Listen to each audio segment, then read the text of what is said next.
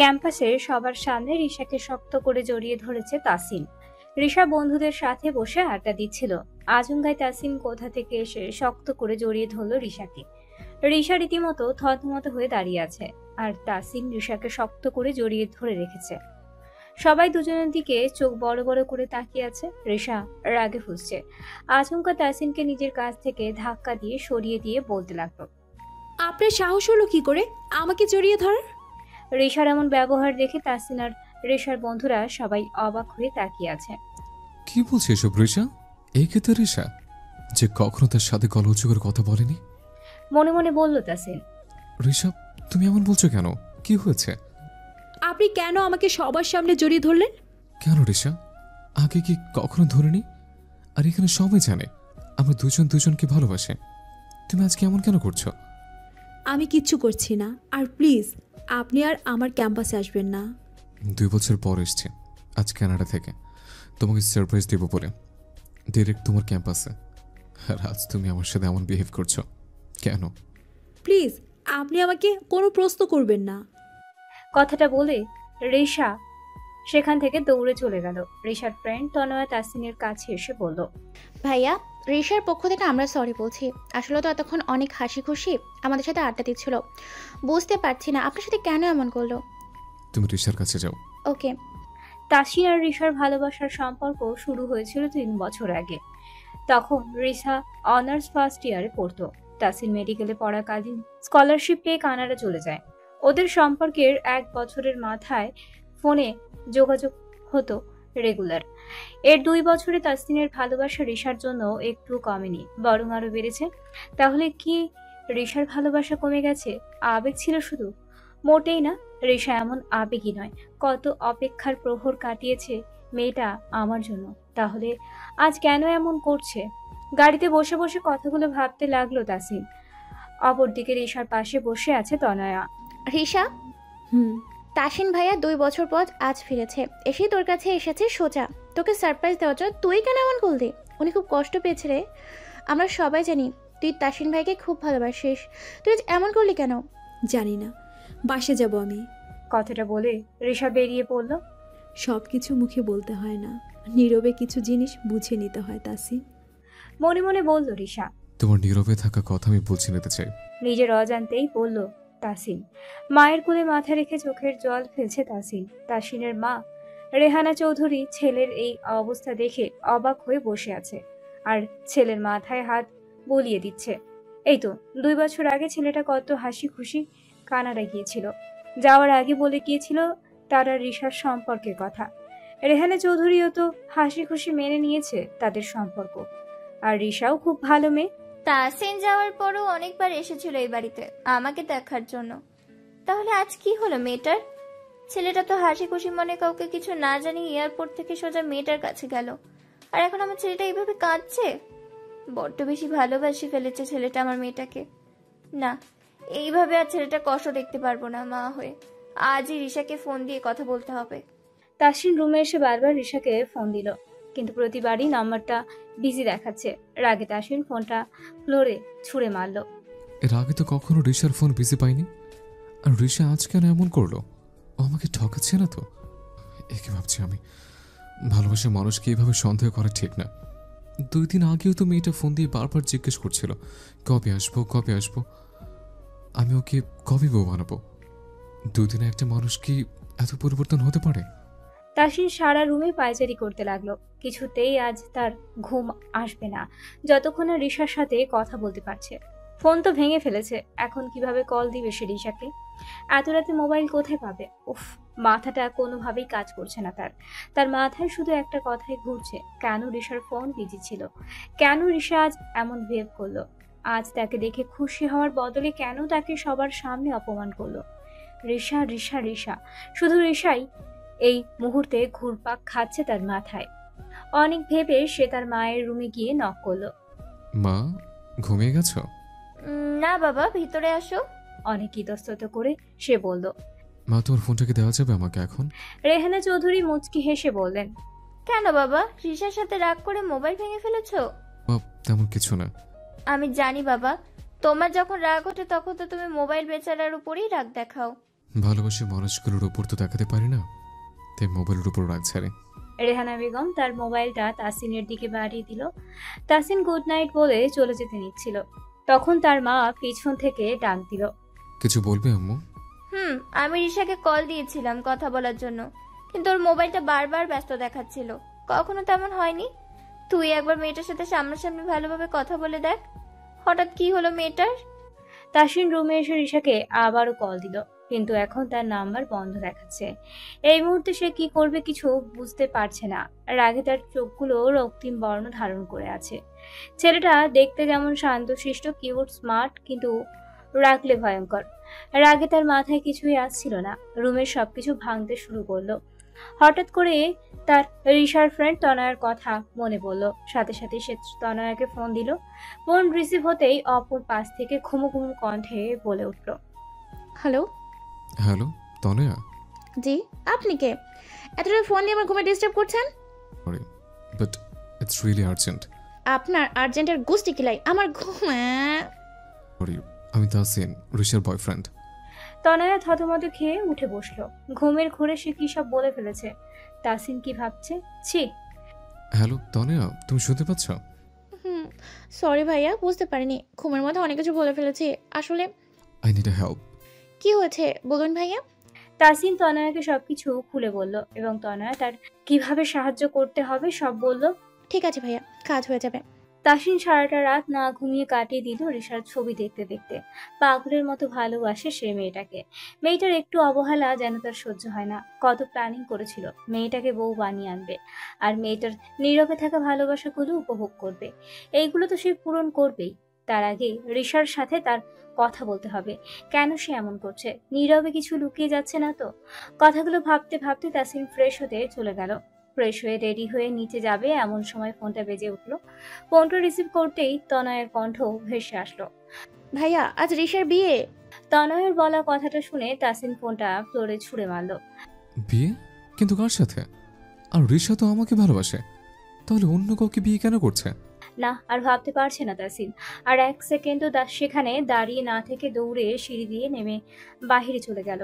তার মা পিছন থেকে অনেক ডাকলো, কিন্তু কোনো আওয়াজ তার কানে যাচ্ছে না। তার শুধু তনয়ের বলা কথাটা মাথায় ঘুরছে। ভাইয়ার ঋষারাজ বিয়ে। ঋষাদের বাড়ির সামনে এসে তাসিনের গাড়ি থামলো। গাড়ি থেকে নেমে তাড়াতাড়ি করে তাসিন বাড়ির ভিতরে চলে গেল। তাসিনকে দেখে অবাক দৃষ্টিতে তাকিয়ে আছে রিসা। তাসিনও অবাক দৃষ্টিতে তাকিয়ে আছে তার পরিটার দিকে। টুকটুকে লাল শাড়িতে অপূর্ব লাগছে রিসাকে। রিসা মধ্যবিত্ত পরিবারের মেয়ে। তার বাবা একজন স্কুল টিচার। বাবা মায়ের একমাত্র মেয়ে রিসা। তাসিন ছলছল দৃষ্টিতে রিসার দিকে এগিয়ে গেল। রিসা আস্তে আস্তে পিছুতে লাগলো। এইখানে থাকা সকল মানুষ অবাক হয়ে তাদের দেখছে। কি হচ্ছে এখানে? হঠাৎ রিসার হবু বর বলে উঠল, কি করছেন আপনি? তাসিন অগ্নি দৃষ্টিতে রিশার হবু বরের দিকে তাকালো। মনে হচ্ছিল যেন আর একটা কথা বললেই তাকে মেরে ফেলবে। রিশার হবু বরের নাম সায়ন। সায়ন তাসিনকে আর কিছু বলার সাহস পায়নি। রিশার বাবা মাও কিছু বলছে না, কারণ তারা তাসিন আর রিশার সম্পর্কে সবকিছু জানে। তারা সম্পর্কটাও মেনে নিয়েছিল। মানবে নাই বা কেন? তাসিনের মতো এত ভালো একজন ছেলেকে যে কোনো মেয়ের বাবা মা নির্দ্বিধায় মেনে নেবে। তারাও বুঝতে পারছে না রিশা কেন অন্য কাউকে বিয়ে করতে চাইছে। রিশার বাবা সব মেহমানকে চলে যেতে বলল। সবাই চলে গেলেও শুধু সায়ন রয়ে গেল। রিশা নিজের রুমে চলে যেতে লাগলো। হঠাৎ আবার পিছন ফিরে পড়ল। শায়ন, বিয়ে হবে, তুমি কোথাও যাবে না। রিশার কথা শুনে তাসিন আরও রেগে গেল। আচমকা রিশার হাত ধরে টেনে রুমে নিয়ে গিয়ে দরজা লাগিয়ে দিল। কি ধরনের অসভ্যতা এসব? অসভ্যতম তুই দেখছিস কি? এখন দেখাবো তোকে।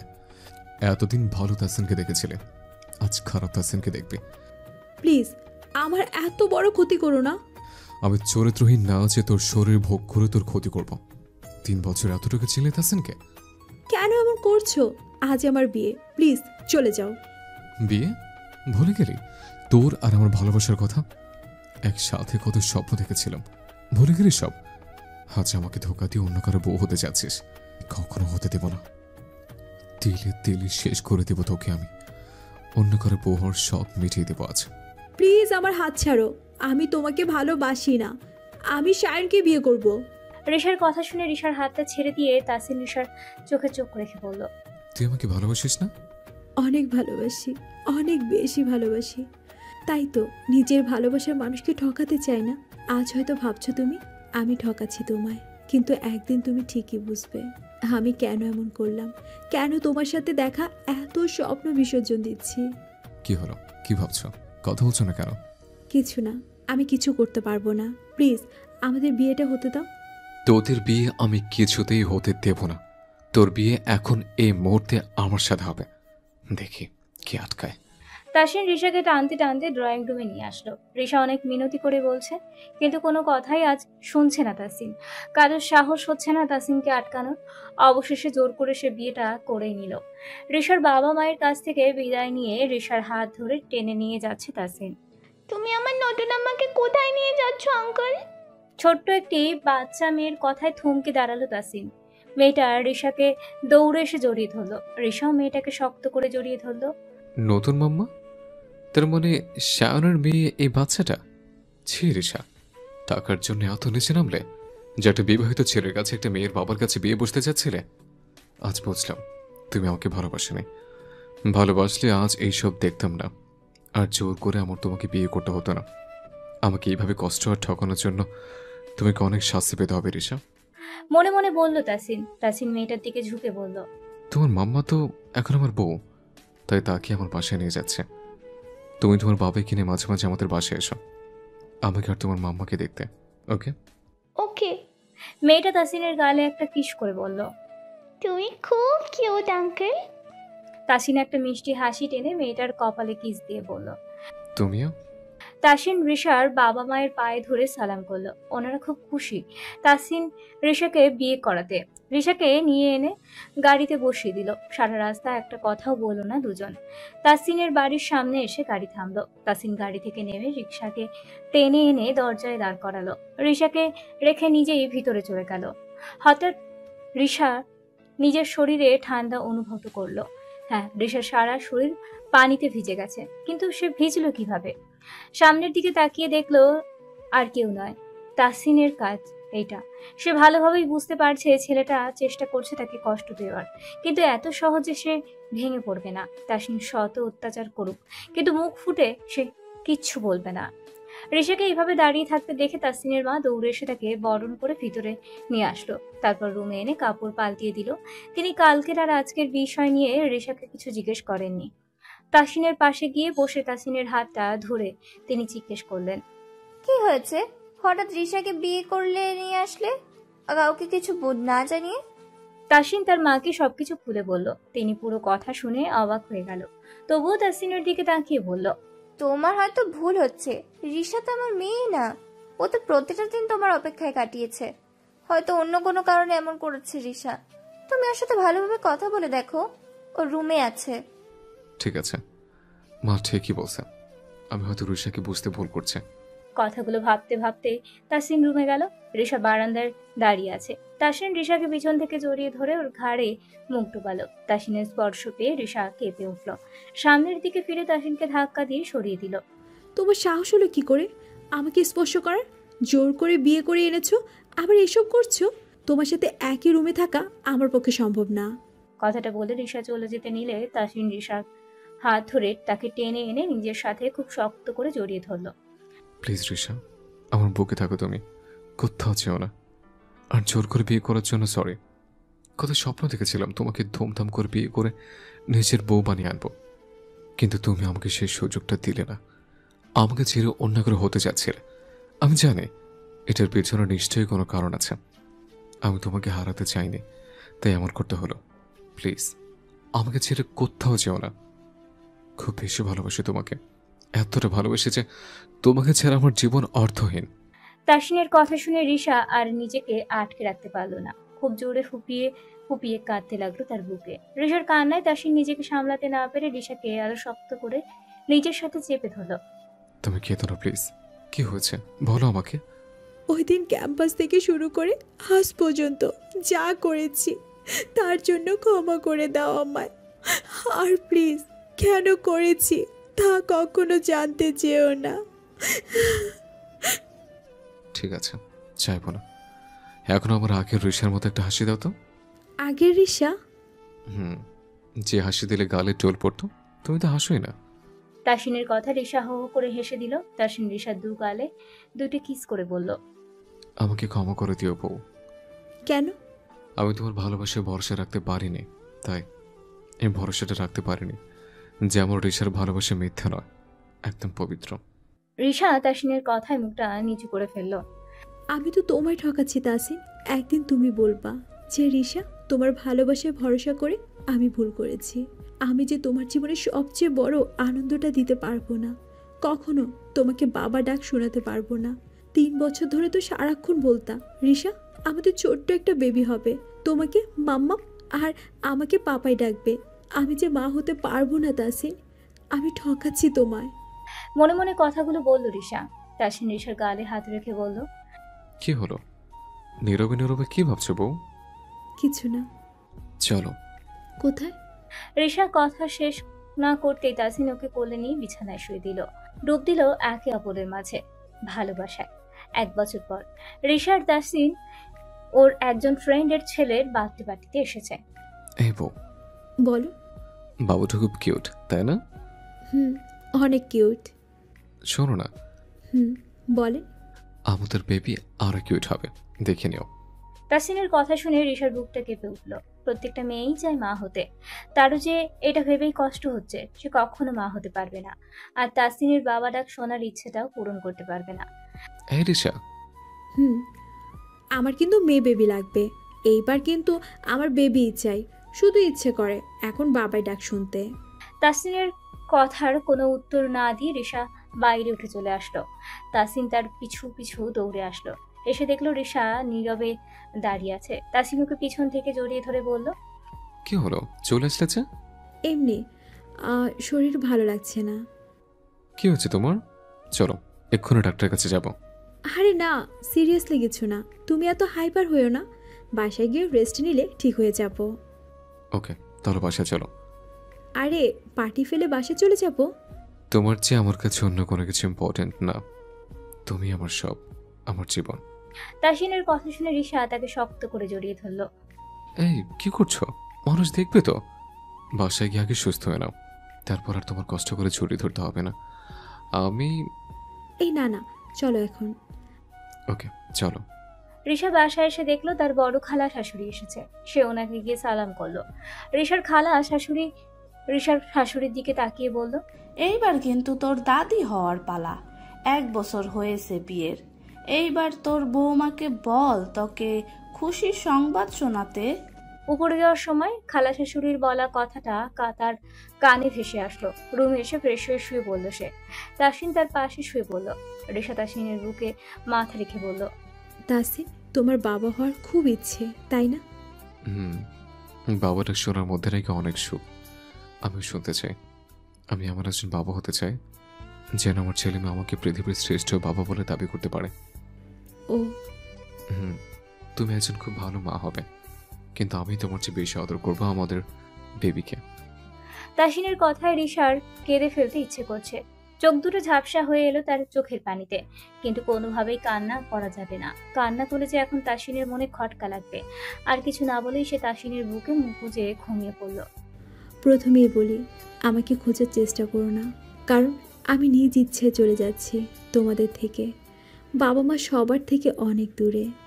কেন চলে যাচ্ছি সেই কারণ বলবো না, আর হয়তো কখনো জানতেও পারবে না। তুমি খুব ভালো তাসিন।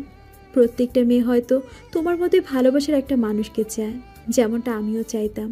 ভাবিনি কখনো এত অবহেলা করার পরও এত বেশি ভালোবাসা পাবো তোমার কাছ থেকে। সারা জীবন চাইতাম এই ভালোবাসাটা, কিন্তু সেই সৌভাগ্য যে আমার নেই। আমি তোমাকে ঠকাতে চাইনি। জানি তুমি হয়তো ভাবছো আমি তোমাকে ছেড়ে চলে গেছি ঠকিয়ে, কিন্তু মন থেকে আমাকে বুঝো, আমি তোমাকে আর ঠকাতে পারবো না বলে আজ এইভাবে আমার চলে যাওয়া। আমার একটা কথা রেখো, ভালো দেখে একটা মেয়ে বিয়ে করে নিও। তোমার যখন একটা কিউট বেবি হবে, তাকে নিয়ে তোমার পরিবার নিয়ে অনেক হ্যাপি থাকবে তুমি। আর তুমি ভালো থাকলে দূর থেকেও আমি ভালো থাকবো। ভালো থেকো, আমার ভালোবাসা। কাগজটা হাতে নিয়ে ছলছল চোখে এতক্ষণ রিশার লেখা কথাগুলো পড়ল তাসিন। পড়া শেষে জোরে একটা চিৎকার দিল সে। তার চিৎকারে মা দৌড়ে আসলো। তিনিও কাগজটা হাতে নিয়ে পড়ে হতভম্ব হয়ে গেল। এ কি বললো সে? রিশা কি সত্যি সত্যি তাদের ছেড়ে চলে গেল? কিন্তু কেন? কথাটা ভাবতে ভাবতে ছেলের মাথায় হাত বুলাতে লাগলো তাসিনের মা। পাগলের মতো হয়ে গিয়েছে তাসিন। এই মুহূর্তে সে কি করবে কিছুই বুঝে উঠতে পারছে না। সকালবেলা ঘুম থেকে উঠে সে রিশাকে নিজের বুকে পেল না, ওয়াশরুমে পেল না, তারপর নিচে গিয়ে দেখলো কোথাও পেল না। তারপর বাথরুমে এসে ফোন করলো, কিন্তু নাম্বার বারবার অফ দেখাচ্ছিল। হঠাৎ টেবিলে রাখা একটা কাগজের উপর গোলাপ ফুল দেখতে পেল সে। সে ভেবেছে রিশা হয়তো তাকে কোনো সারপ্রাইজ দিতে যাচ্ছে। খুশিতে সে গোলাপটা হাতে নিয়ে তারপর একটু কাগজটা খুলে পড়তে লাগলো। প্রথমে একটু পরেই তার মুখটা মলিন হয়ে আসলো, আর চোখের জল অঝোর ধারায় গড়িয়ে পড়তে লাগলো। আর এসব ভাবতে পারছে না তাসিন। যেভাবেই হোক রিশাকে খুঁজে বের করতে হবে, তার জানতে হবে তার কেন রিশা বলল সে তাকে তার ঠকাতে চায় না। কি এমন কারণ যেই কারণে রিশা এত বড় একটা ডিসিশন নিল? সবকিছু জানতেই হবে তার। এসব ভাবতে ভাবতে তাসিন রিশার বাবা মাকে ফোন দিল। তাদের সবকিছু খুলে বলল। তারা জানালো যে রিশা বাসায় আসেনি। তাহলে মেয়েটাকে সত্যি সত্যি তাদের ছেড়ে দূরে চলে গেল। তাসিন রিশার বাবা রিশাকে খোঁজার জন্য বেরিয়ে পড়ল। যেভাবেই হোক রিশাকে খুঁজে বের করবে সে। রিশাকে ছাড়া বেঁচে থাকার অনেক কঠিন তার কাছে। বাঁচতে হলে রিশাকে তার চাই। তাসিনের হঠাৎ মনে হলো সায়নের কথা, যার সাথে রিশার বিয়ে হতে চাচ্ছিল। ওই দিন তো তার জানাই হলো না সায়ন কেন রিশাকে বিয়ে করতে চাচ্ছিল। তার পিছনে তো আসল কারণ হয়তো লুকিয়ে আছে। তাসিন সায়নের ঠিকানা জোগাড় করে তার বাসায় গেল। বাসায় গিয়ে জানতে পারলো সায়ন আর ওর মেয়ে 1 বছর আগেই লন্ডন চলে গিয়েছে। তাসিনের শেষ ভরসাটুকুও শেষ। সারাদিন খোঁজাখুঁজি করে রিশাকে না পেয়ে বাসায় এসে অন্ধকার রুমে নিজেকে আটকে রাখলো তাসিন। তারপর মোবাইলটা হাতে নিয়ে বারবার কারোর মোবাইলে ডায়াল করতে লাগলো। এক পর্যায়ে অপর পাশের মানুষটা কল ব্যাক করলো। তাসিন তাড়াতাড়ি ফোনটা রিসিভ করে বলল, হ্যালো। হ্যালো, কে বলছেন? হ্যালো শায়ন, আমি তাসিন। তাসিম? হুম, তোমার খেয়াল আছে আমার কথা? থাকবে না কেন? যে একটা পাগলামি করে রিশাকে বিয়ে করেছিলে, আমি তো ভয় পেয়ে গিয়েছিলাম। বাই দ্য ওয়ে, রিশা কেমন আছে? রিশা নেই, আর কেমন আছে জানি না। কি বলছো? কিছুই বুঝতে পারছি না। তাসিন সায়নকে সবকিছু খুলে বলল। তাসিনের কথা শুনে সায়ন এবার বলতে শুরু করলো, তুমি জানো রিশা কেন দূরে চলে গেছে? না, সেটা জানার জন্য আজ তোমাকে এত জানানো। বুঝতে পারছি আমি, তবে সত্যিটা জানার খুব দরকার আমার। শোনো তাহলে, রিশা আর আমার দেখা একটা পার্কে সেদিন আমার মেয়ে রিশাকে তার মা ভেবেছিল। রিশার সাথে খুব ভাব জমে গিয়েছিল তার। রিশা আমার কাছ থেকে জানতে পারলো ওর মা নেই। তখন রিশা আমার সামনে একটা প্রস্তাব রাখলো, আমার মেয়ে মা হওয়ার প্রস্তাব। তার প্রস্তাবে আমিও রাজি হয়ে গেলাম, কারণ আমি বাবা হয়ে বুঝতাম যে আমার মেয়ের বাবার পাশাপাশি মায়েরও দরকার। তবু আমি রিশাকে জিজ্ঞাসা করলাম আমার মেয়ের মা কেন হতে চায়। তখন সে বলল, আমি একজনকে খুব ভালোবাসি, নিজের চেয়েও অনেক বেশি। জানেন, তার না বাবা হওয়ার খুব ইচ্ছে। কবে বিয়ে করবে, কবে তার বউ হব, কবে তার বেবির মা হব, অনেক স্বপ্ন তার। কিন্তু আমি যে তার বাবা হওয়ার স্বপ্নটা পূরণ করতে পারবো না। নিজের হাতে তার দেখা স্বপ্নটা নষ্ট করতে পারবো না। আমার যদি আপনার সাথে বিয়ে হয়ে যায়, সে হয়তো অন্য কাউকে বিয়ে করে অনেক ভালো থাকবে, আর আপনার মেয়েটাও একজন মা পাবে। আমি জানি আমার ভালোবাসা মানুষটা আমাকে মেনে নেবে, আমাকে নিয়ে সারা জীবন ভালো থাকবে। কখনো আমাকে সে বুঝতে দিবে না যে সে বাবা হতে না পেরে দুঃখী না, কারণ সে খুব খুব আমাকে। কিন্তু আমি তাকে ভালোবেসে এভাবে কষ্ট দিতে পারবো না। ওই দিন রিশার সব কথা শুনে তাকে বিয়ে করতে রাজি হলাম, আর বাকিটা তো তুমি জানোই। ধন্যবাদ আমাকে সত্যটা বলার জন্য। ওয়েলকাম। ফোনটা রেখে ফ্লোরে বসে নিজের চুলগুলো নিজে টানতে লাগলো তাসিন। একটা পাওয়ার কি কথাটা আমার সাথে শেয়ার করা যেত না রিশা? তুমি আমার জীবনে থাকলে আমার যার কিছুই চাই না। তুমি তো আমার বেঁচে থাকার অক্সিজেন। কেন বুঝলে না তুমি? নীরবে আমাকে রেখে চলে গেলে, কিন্তু তোমাকে আমি খুঁজে বের করবই। তাসিন আবারও বেরিয়ে পড়ল রিশাকে খোঁজার উদ্দেশ্যে। তখনই তাসিনের মোবাইলে কল আসলো রিশার নাম্বার থেকে। তাসিন ফোনটা রিসিভ করতেই একটা ছেলের গলার আওয়াজ শুনতে পেল সে। হ্যালো। হ্যালো, আপনি মেয়েটার কি হন? কোন মেয়েটা? এখানে একটা মেয়ে অ্যাক্সিডেন্ট করেছে, তার মোবাইলটা পেলাম, আর আপনার নাম্বারটা পেলাম কল লিস্টে। অ্যাক্সিডেন্টের কথা শুনে তাসিনের শ্বাস থেমে যাওয়ার মতো অবস্থা। সে একদম চুপ হয়ে গেল। তারপর আবার ফোনটা কানে দিয়ে লোকটাকে বলল, প্লিজ আপনাকে হসপিটালে নিয়ে যান। আমি এক্ষুনি আসছি, প্লিজ। তাসিন হসপিটালে এসে দৌড়ে লোকটার কাছে ছুটে গেল। লোকটা এগিয়ে গিয়ে এসে বলল, উনি আপনার কি হয়? আমার স্ত্রী। এখন কেমন আছে সে? তা তো ডাক্তার ওটি থেকে বের হয়ে আসলে বলা যাবে। প্লিজ আপনি নিজেকে সামলান। ওটি থেকে বের হয়ে ডাক্তার তাসিনকে বলল, পেশেন্টের অবস্থা খুবই খারাপ, বাঁচবে বলে মনে হচ্ছে না। এখন কেবিনে শিফট করা হয়েছে। ডাক্তারের কথা শুনে তাসিন নিজেকে আর সামনে রাখতে পারল না, দৌড়ে চলে গেল কেবিনের ভিতরে। গিয়ে সে দেখলো তুমি ছাড়া যে আমি খুব একা রিশা।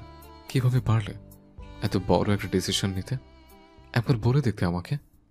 আমার কাছে বাবা হওয়ার চেয়ে তোমার সাথে সারা জীবন তোমার হাতে হাত রেখে চলাটা অনেক অনেক বেশি। তুমি জানো রিশা, তোমাকে ছাড়া আমার এই হৃদয়টা শূন্য। তোমার সাথে জীবনের প্রতিটা মুহূর্ত কাটাতে চাই। বিশেষ করো, কখনোই আফসোস করবো না যে তুমি আমাকে বাবা হওয়ার সুখ দিতে পারবে না। কখনো আমার মনে আঘাত হবে না এই ব্যাপারে। আমি শুধু তোমাকে নিয়ে মরণের আগ পর্যন্ত বাঁচতে চাই।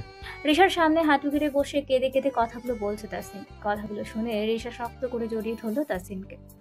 আমাকে ক্ষমা করে দিও তাসিন, আমি বুঝতে পারিনি। ভেবেছি তোমাকে বাবা হওয়ার সুখ দিতে পারবো না, তাই নীরবে তোমার জীবন থেকে সরে যাব।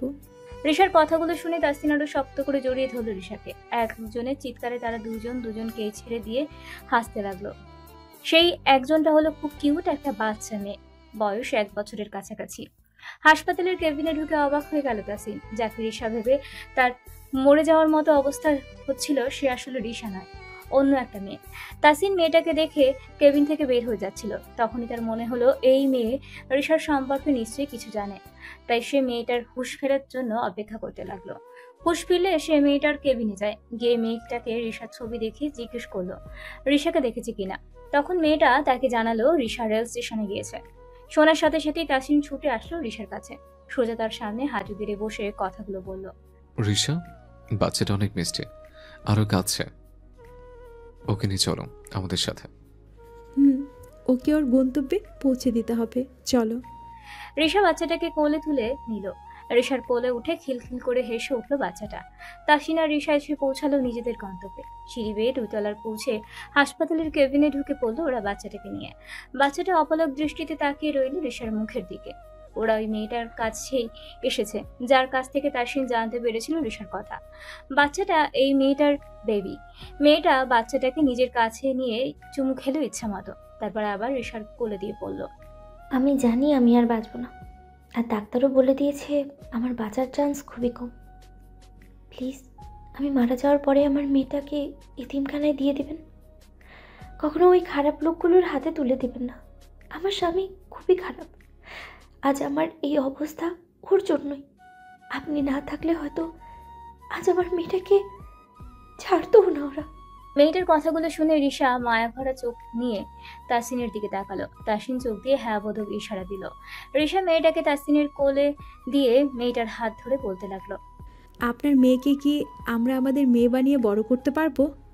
মেয়েটা রিশার কথা শুনে একটা স্বস্তির নিঃশ্বাস ফেললো আর হাসি ভরা মুখ নিয়ে হ্যাঁ জানালো। মেয়েটা শেষ বারের মতো বেবিটাকে আদর করে দিল। ক্রিটিক্যাল অবস্থায় থাকা ঘন্টাখানেকের পর মেয়েটা মারা গেল। রিশার তাসিনের কাছেও খুব খারাপ লাগলো। তাসিন বাচ্চাটাকে আষ্টে পিষ্টে খুব শক্ত করে নিজের সাথে মিশিয়ে নিল 6 বছর পর।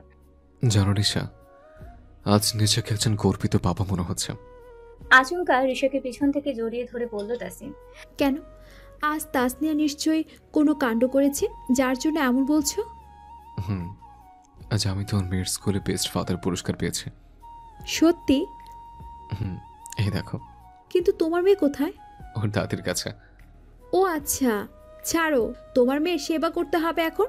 তোমার রাজকুমারীর খাবার, পোশাক, জুতো সব কিছু তো হাতের কাছে এবং পারফেক্ট চাই, না হলে এক্ষুনি এসে চিল্লানো শুরু করবে। মিস রিশা, আমার কাপড় কোথায়? এই যে আমি বলার আগে চলে এসেছে তোমার মেয়ে। তাসিন তাসনিয়াকে কোলে তুলে নিয়ে বলল, মাকে কেউ মিস রিশা বলে? আমি তো আম্মুকে আদর করে বলি বাবা। তাই নাকি? রিশা এগিয়ে এসে তাসনিয়ার কপালে একটা কিস করলো। তাসনিয়া রিশা আর তাসিনের কপালে কিস দিয়ে বলল, I love you so much বাবা আর আম্মু। We love you very much কলিজা।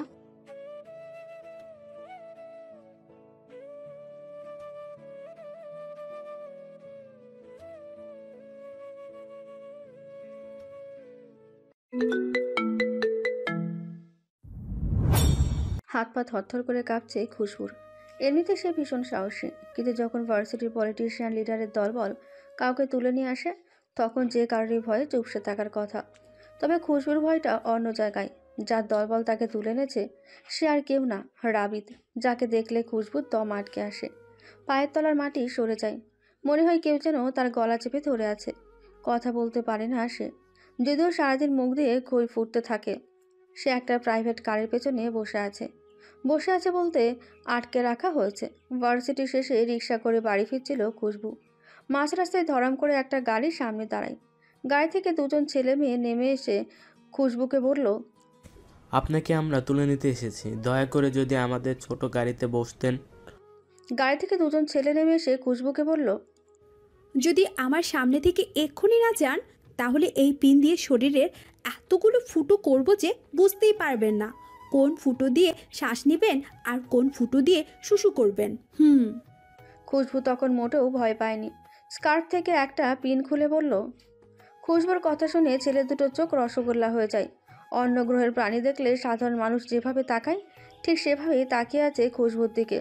ভাঙা গলায় একটা ছেলে বলল, রাবিদ ভাই বলেছে শান্তিপূর্ণভাবে আপনাকে তুলে নিতে, তাই প্লিজ আপনি আমাদের সাথে চলুন।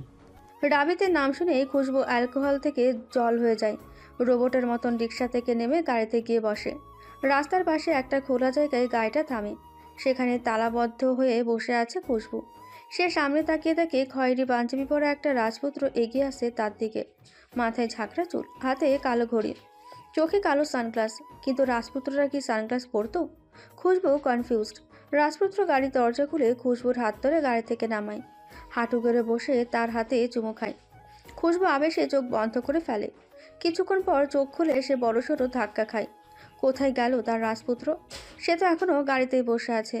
খুশবু মনে মনে ভাবলেও তার মাথাটা গেছে রাজপুত্রের পাল্লায়। ইস, কি ভাবছে সে? এমন কিছু তো আদৌ ঘটবে না। উল্টো রাজপুত্র এসে তাকে ঠুস করে গুলি করে ঠাস করে ফেলে দিয়ে চলে যাবে। খুশবুর এতেও শান্তি, অন্তত তাকে সামনে রেখে সে মরতে পারবে। আচ্ছা, সত্যি রাবিত তাকে মেরে ফেলতে এখানে আনেনি তো? সে আগের কথাগুলো মনে করছে। না, এমন কিছু তো সে করেনি যার কারণে রাবিত তাকে শাস্তি দিতে পারে। সে তো রাবিতের সামনেই যায়নি। লুকিয়ে যখন তাকে দেখে তখনই তার মনের ভেতরে ঘূর্ণিঝড় হয়, আর সামনে গেলে নিশ্চিত সে বেহুশ হয়ে যাবে। খুশবু কারোর জন্য এতক্ষণ অপেক্ষা করেছে বলে মনে হয় না, যতক্ষণ সে এখানে বসে আছে, আবার একা একা একটা তালাবদ্ধ গাড়িতে। খুশবুর অপেক্ষার প্রহর অবসান হলো। এ কি, রাবিতা সত্যিই খয়েরি পাঞ্জাবি পরেছে। সব কিছু ঠিক একটু আগের মতোই। তাহলে কি তখন কল্পনা ছিল না? যদি কল্পনা না হয় তাহলে রাবিত তো উবে গেল কি করে? খুশবু ভাবতে ভাবতে রাবিত কখন যে তার পাশে এসে বসে সে বুঝতেই পারেনি।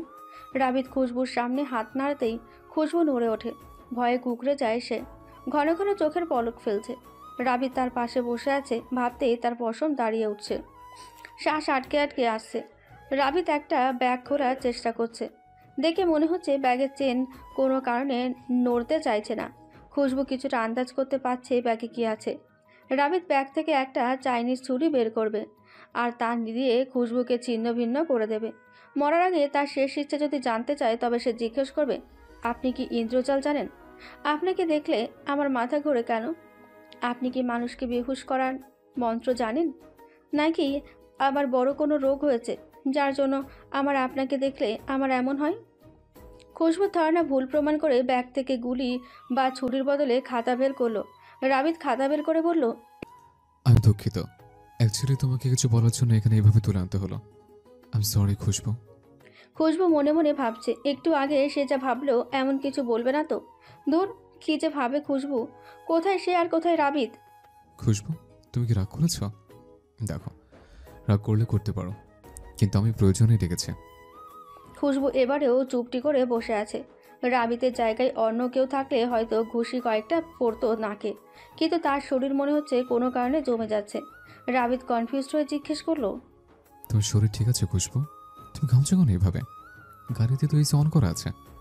খুশবু মনে মনে বলল, আপনি বারবার আমার নাম নেবেন না তো। মনে হয় কেউ যেন আমার হৃৎপিণ্ডে চিমটি কাটে। কিন্তু মুখ দিয়ে একটা আওয়াজও বের করলো না। রাবিত বিরক্ত নিয়ে বলল, আচ্ছা, তোমার জ্বর টর হয়নি তো? সে কথাটা শেষ করে খুশবুর কপালে হাত দিতে গেলেই খুশবু বড় করে একটা হেঁচকি দেয়। রাবিত হাত সরিয়ে গাড়ি থেকে পানির বোতল দেয়। খুশবু ঠকঠক করে অর্ধেক পানি শেষ করে দেয়। তুমি কি অসুস্থ? হসপিটাল নিয়ে যাবো কি? খুশবুকে এবারেও চুপ থাকতে দেখে রাবিদ ঝাঁঝালো গলায় বলল, দেখো খুশবু, তুমি কিন্তু আমার রাগ উঠাচ্ছ। আমি কারোর সাথে এতটা ধৈর্য নিয়ে কথা বলিনি যতটা তোমার সাথে বলছি। খুশবু তুতলিয়ে তুতলিয়ে বলল, জি, আপনি বলুন ভাইয়া, কি বলতে চান? আমার ছোট বোন আছে, সে আমাকে ভাইয়া বলে। অন্য কারোর মুখ থেকে আমি এটা শুনতে পছন্দ করি না। সরি বলো। Sorry sir.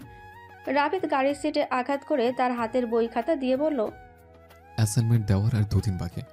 শুনেছি তুমি নাকি ভালো স্টুডেন্ট। আশা করছি 2 দিনে কমপ্লিট করতে পারবে। আমি ক্লাসের ফার্স্ট গার্ল নই স্যার, 4th গার্ল। আমি জানি, কিন্তু তোমার হ্যান্ডরাইটিং সুন্দর। পরশু সকালে এটা কমপ্লিট করে লাইব্রেরিতে দেখা করবে আমার সাথে, বুঝতে পেরেছো? হুম। খুশবু রাতে কলম হাতে নিয়ে বসে আছে। লিখতে গেলে তার হাত কাঁপছে, অথচ পরীক্ষায় তার লেখা সবার আগে শেষ হয়। রাবিদ স্যার কি ম্যাজিক করে দিয়ে গেছেন যেন সে লিখতে না পারে। অনেক চেষ্টা করে সে কয়েকটা পেজ শেষ করেছে। মনে মনে প্রতিজ্ঞা করেছে কাল শেষ করেই উঠবে, তা না হলে দেখা যাবে পরশু রাবিদ লাইব্রেরিতে সবার সামনে ঠাস করে দুগালে দুটো থাপ্পড় মেরে দেবে। পরদিন সকালে ভার্সিটি যাওয়ার আগেই বেশ সেজে গুজে নেয় খুশবু। ফাংশনগুলোতেও সে এতটা সাজে না, কিন্তু আজ তার সাজতে খুব ভালো লাগছে। কেন যেন মনে হচ্ছে রাবিদ তাকে দেখবে। খুশবুর খুব ইচ্ছে এমন কিছু ঘটুক যাতে রাবিদ তার প্রতি ইমপ্রেসড হয়। খুশবু অবাক করার মতো কিছু একটা করবে। তখন রাবিদ তাকে বলবে, খুশবু তুমি তো খুব ভালো কাজ করলে, বন্ধু হবে তুমি আমার। কিংবা খুশবু রাজকন্যা সেজে বসে থাকবে আর রাবিদ সেই রাজকন্যার রাজা হবে। রূপকথার মতো সে আর রাবিদ ভালোবাসার রাজ্যে বিচরণ করবে। এসব ভাবতে ভাবতেই খুশবু ভার্সিটি পৌঁছে। ক্লাসে যাওয়ার পরই শুভ এসে হাজির। শুভ ছেলেটা একদম আলাদা। ছেলেদের থেকে শুভই একমাত্র ছেলে যার সাথে খুশবুর বন্ধুত্ব আছে। সে এসেই খুশবুর হাত ধরে বলল, বাবা খুশবু, তোমাকে কি আজ দেখতে আসবে নাকি? তোমার গার্লফ্রেন্ডের সাথে দেখা করব। আচ্ছা, করার সময় করো। এখন চলো তো ক্যান্টিনে, কিচ্ছু খেয়ে আসিনি। না শুভ, আমি যাব না, তুমি যাও। শুভ খুশবুর হাত টেনে বলল। আরে আসো তো। তখনই ঠাস করে একটা শব্দ হয়। খুশবু গালে হাত দিয়ে দাঁড়িয়ে আছে, কিন্তু ব্যথা করছে না কেন। সামনে তাকিয়ে তাকিয়ে রাবিদ দাঁড়িয়ে আছে আর শুভর হাতটাও গালে। তাহলে কি শুভকে মেরেছে? খুশবু তাড়াতাড়ি তার গাল থেকে হাত সরিয়ে নেয়। রাবিদ দাঁতে দাঁত চেপে বলল, ভার্সিটিতে মেয়েদের সাথে অসভ্য তুমি। কথাটা বলেই হনহন করে বেরিয়ে যায় রাবিদ। শুভ এখনও কিছু বুঝতে পারছে না একটু আগে কি হয়েছে। শুভ আর চোখে খুশবুর দিকে তাকায়। কি বিশ্রী ঘটনা! মেয়েদের সামনে থাপ্পড় খেলো আর কিছু বলতে পারলো না। দ্রুত এখান থেকে কেটে পড়াই ভালো। খুশবু ঘটনার আকস্মিকতায় এখনও স্তব্ধ হয়ে দাঁড়িয়ে আছে।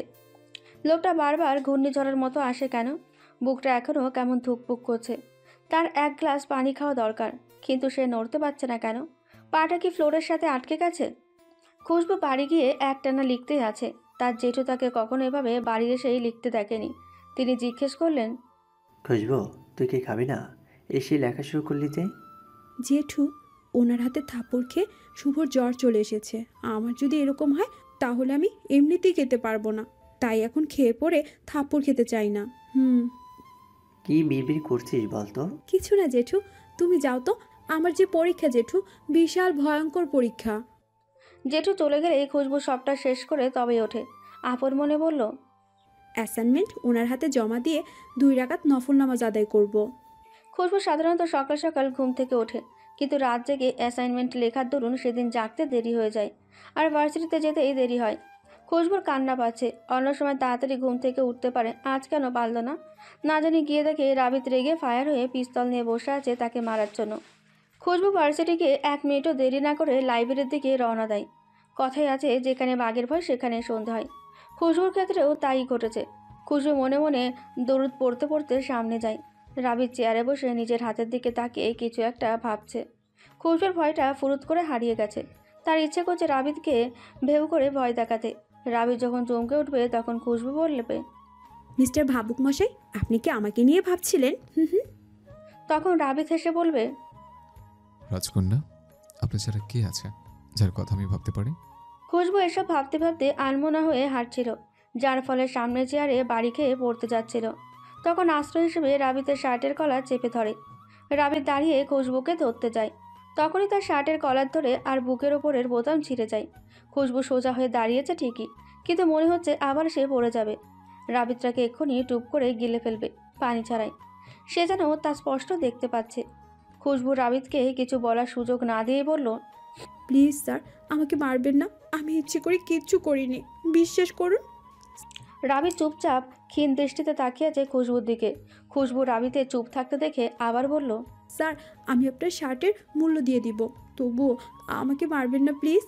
খুশবু ব্যাগ থেকে কিছু টাকা বের করে গুনতে শুরু করে। গোনা শেষ করে অসহায় দৃষ্টিতে তাকিয়ে বলে, আমার কাছে 375 টাকা আছে, হবে স্যার? রাবিত গম্ভীর মুখে না বোধক মাথা নাড়ায়। খুশবু কাঁদো কাঁদো চেহারা বানিয়ে বলল, সত্যি বলছি স্যার, আমি জীবনে কোনো দিন বাকি ফাঁকি দেই না। আপনি একদিন সময় দিন, আমি কাল সকালে আপনাকে টাকা দিয়ে দিব। রাবিত কিছুটা রাগী গলায় বলল, তুমি বোতাম ছেড়েছো কবে? আজ না কাল? একটু কম্প্রোমাইজ করা যায় না স্যার? যায় না। আমার অ্যাসাইনমেন্ট হয়েছে? খুশবু অ্যাসাইনমেন্ট রাবিতের দিকে এগিয়ে দিলেই রাবিত তা হাতে নিয়ে বলল, তোমাকে থ্যাঙ্কস দেওয়া উচিত ছিল, কিন্তু আমি দেবো না। হু হু করছো কেন? খুশবু উত্তর না দিয়ে রাবিতের দিকে তাকিয়ে আছে। খুশবু ভাবতে বসলো, ছেলেটাকে আল্লাহ স্পেশালভাবে বানিয়েছে। তা না হলে মানুষ এত সুন্দর কিভাবে হয়? কোনো দিক দিয়ে খামতি নেই। রাবিত বেশ শব্দ করে নিজের হাত টেবিলে বাড়ি দেয়। খুশবু চমকে বলল, বলুন। রাবিত পকেট থেকে কার্ড বের করে বলল, এই নাও আমার কার্ড, কোনো দরকার হলে ফোন করো। খুশবু কার্ড হাতে নিয়ে বলল, আরেকবার যদি হু হু করেছ, তবে এমন ব্যবস্থা করবো যে হু হু আর করতে পারবে না।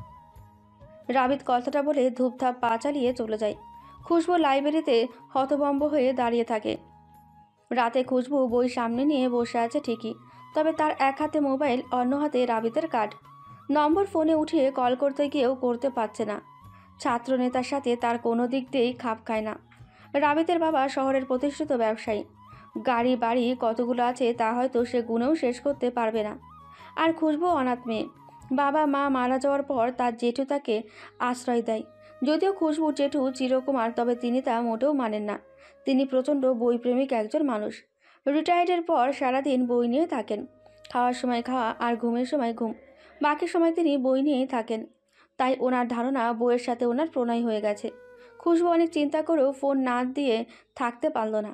খুশবু ফোন দেওয়ার সাথে সাথেই রাবিত ফোন ধরে বলল, কি চাই এত রাতে? রাবিতের গলার আওয়াজ পেয়েই খুশবুর হাত থেকে ফোন পড়ে যায়। খুশবু বুকে হাত দিয়ে দেখলো বুকের ভেতরটা কেমন ধুকপুক করছে। হাতুড়ি দিয়ে মারলে যেমন শব্দ হয় তেমনি। খুশবুর সে রাত এপাশ ওপাশ করেই কাটিয়ে দিল। আর ভাবলো রাবিতটা কত নিষ্ঠুর, একবার কেন সে কল ব্যাক করলো না? সে কি বুঝতে পারে না খুশবু তাকে দেখলে সে নিজের মধ্যে থাকে না? সে কি বোঝে না যখন ভার্সিটির মেয়েরা বড় বড় চোখ দিয়ে তাকে গিলে খায়, তখন তার ভেতরটা কেমন হু করে ওঠে? শুভ হাসতে হাসতে চেয়ার থেকে পড়ে যাওয়ার উপক্রম, আর খুশবু কাঁদতে কাঁদতে হেঁচকি উঠিয়ে ফেলেছে। টিস্যু পেপারে নাক পরিষ্কার করে সে রেগে বলল, শুভ, তোমার 32 পাটির দাঁত আর কত দেখাবে মানুষকে? সবাই তো দেখছে তোমার দাঁত যে খুব সুন্দর। শুভ খুশবুর কথায় কান্না দিয়ে হাসতে হাসতে বলল, খুশবু, তোমার নাক টানার শব্দ সবাই শুনতে পাচ্ছে। কথাটা বলে শুভ আবার হাসতে শুরু করলো। শুভর গার্লফ্রেন্ড ইফরাকে দেখে তার হাসিটা আরও কয়েক গুণ বেড়ে গেল, কারণ ইফরা খুশবুর বেস্ট ফ্রেন্ড। ইফরা শুভ্রর মাথায় বাড়ি দিয়ে বলল, দাঁত থেকে বাথরুমের গন্ধ আসছে শুভ, তাই দাঁত বন্ধ করো। ইফরা খুশবুর পাশে বসে বলল, কি হয়েছে খুশবু, কাঁদছিস কেন? খুশবুর কান্নার বেগ বেড়ে যায়। শুভ তাকে কান্নার সুযোগ দিয়ে বলল, রাবিতের থেকে খুশবুর অ্যাসাইনমেন্টে মার্কস কম এসেছে। ইফরা খুশবুকে উদ্দেশ্য করে বলল, তুই যা লিখেছিস সেম তো রাবিতের খাতায়ও লিখিয়েছিস না, তাহলে কম এলো কি করে? ভয় পেয়েছিলাম, যার কারণে নেম প্লেট চেঞ্জ করে আমারটা ওনাকে দিয়েছিলাম। হ্যান্ড রাইটিং ভালো ছিল না তাই। শুভ মুখে একরাশ হাসি নিয়ে বলল, রাবিতকে ভয় পাওয়ার কি আছে? সে বাঘ না ভাল্লুক? ওই দিন তোমার গালে যেটা পড়েছে আমি চাইনি সেটা আমার গালে লাগাই। নিমেষেই শুভর মুখটা মলিন হয়ে গেল। প্রেমিকার সামনে এসব কথা বলার কি দরকার ছিল? ওর কি কোনো মান সম্মান নেই? যখন তখন এসব কথা বলতে হবে? তার ইজ্জত গাছে ওঠানোর কি দরকার ছিল? কথা বলবে না সে খুশবুর সাথে। খুশবু আরও মার্কস কম পাক, তার বিয়ের আগে যেন মাথার চুল সাদা হয়ে যায়, দাঁত যেন ধবধবে হলুদ হয়ে যায়। শুভ মনে মনে খুশবুর জন্য দোয়া করতে করতে চলে যায় ক্যান্টিন থেকে। কিন্তু রাবিতের জন্য খুশবুর ভালো লাগা কমেনি, বরং দিন দিন বেড়েছে। এর কিছুদিন পর ভার্সিটিতে একটা সাংস্কৃতিক অনুষ্ঠান হয়। খুশবু ফাংশনগুলোতে খুব কমই আসে, কিন্তু এবার সে আসবে। এবার তার আসার কারণ রাবিতকে তার শুধু ভালো লাগে তা না, সে রাবিতকে ভালোবাসে। খুশবু অফ হোয়াইট শাড়ি পরে আর চুল কোপা করে নেয়। প্রথমবার সে ভার্সিটিতে শাড়ি পরে আসে। স্কুল কলেজের অনেক অনুষ্ঠানগুলোতে তার সব বন্ধুরা শাড়ি পরেছিল, কিন্তু সে পরেনি কখনো।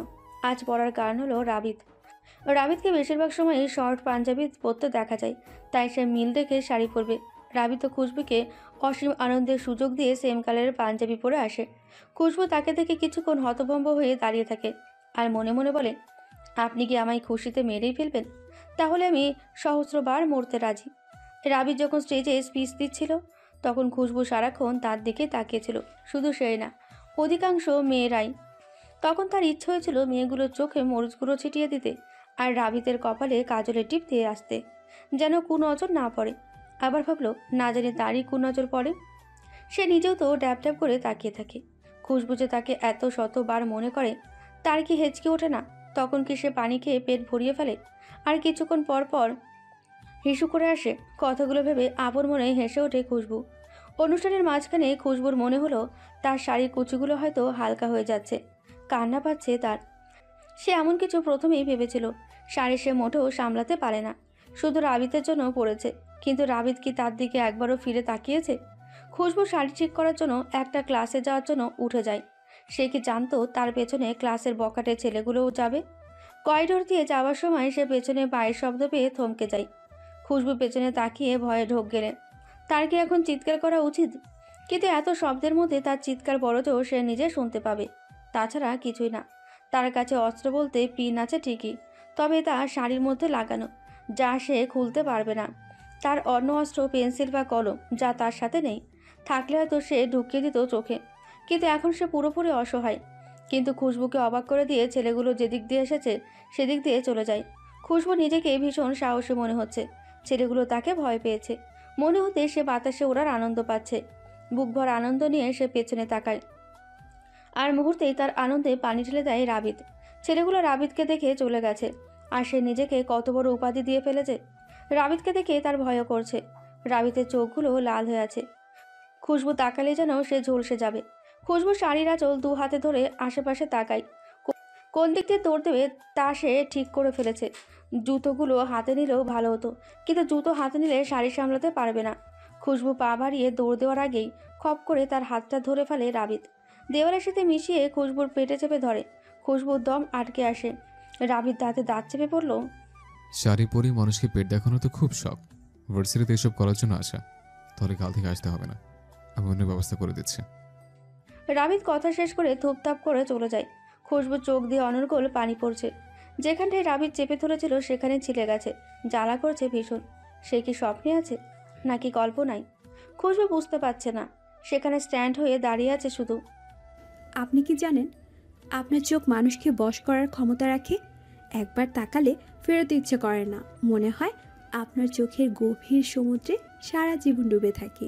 আমার চুল বাঁধতে ভালো লাগে না, সেদিন শখ করে খোপা করেছিলাম, আর আপনার জন্য আমার খোপা খুলে গেছে। তখন থেকে আমি পড়াশোনা বাদ দিয়ে চুল নিয়ে পড়ে আছি। আপনি পেটে যেখানটায় ছুঁয়ে দিয়েছিলেন সেইখানটায় আমি হাজারবার হাত বুলিয়েছি। আবেশে বারবার মরে যাচ্ছি আমি। শুধুমাত্র আপনিই পারেন আমাকে বাঁচাতে। দয়া করে আমাকে বাঁচতে সাহায্য করুন, আর যদি না হয় তাহলে আমি জানি না আমি কি করব। চিরকুটটা লিখে সযত্নে ডায়েরির ভাঁজে রেখে তাই খুশবু কাল তার জন্মদিনে রাবিতকে দেবে। উত্তেজনায় ঘুম আসেনি খুশবুর। সকালে তার জেঠু তাকে এক গাদা বই এনে দিয়ে বলল, তোমার জন্মদিনের মতো সারা জীবন বই হোক তোমার চলার পথে। তার জেঠু তাকে তুই করেই বলে, তবে বরাবর তার জন্মদিনে তিনি গাদা গাদা বই এনে তাকে উইশ করেন। ওনার ধারণা খুশবু একদিন ওনার কথার ভীষণভাবে প্রভাবিত হবে আর ওনার মতো বই নিয়ে বেঁচে থাকবে। কিন্তু উনি তো আর জানেন না খুশবু বেঁচে থাকার জন্য অন্য কিছু বেছে নিয়েছে। খুশবু বইগুলো নিয়ে খুশি মনে বলল, ধন্যবাদ জেঠু, আজকের জন্মদিনটা আমার জীবনে স্মৃতির পাতায় থাকবে। তার জেঠু অবাক হয়ে ভাবছেন হয়তো খুশবু তার কথাই প্রভাবিত হয়েছে, সেজন্যই এই জন্মদিনটা তার স্মৃতির পাতায় থাকবে। তিনি চাঁদ হাতে পাওয়ার খুশি নিয়ে বললেন, আমার মনটা ভরে গেল খুশবু।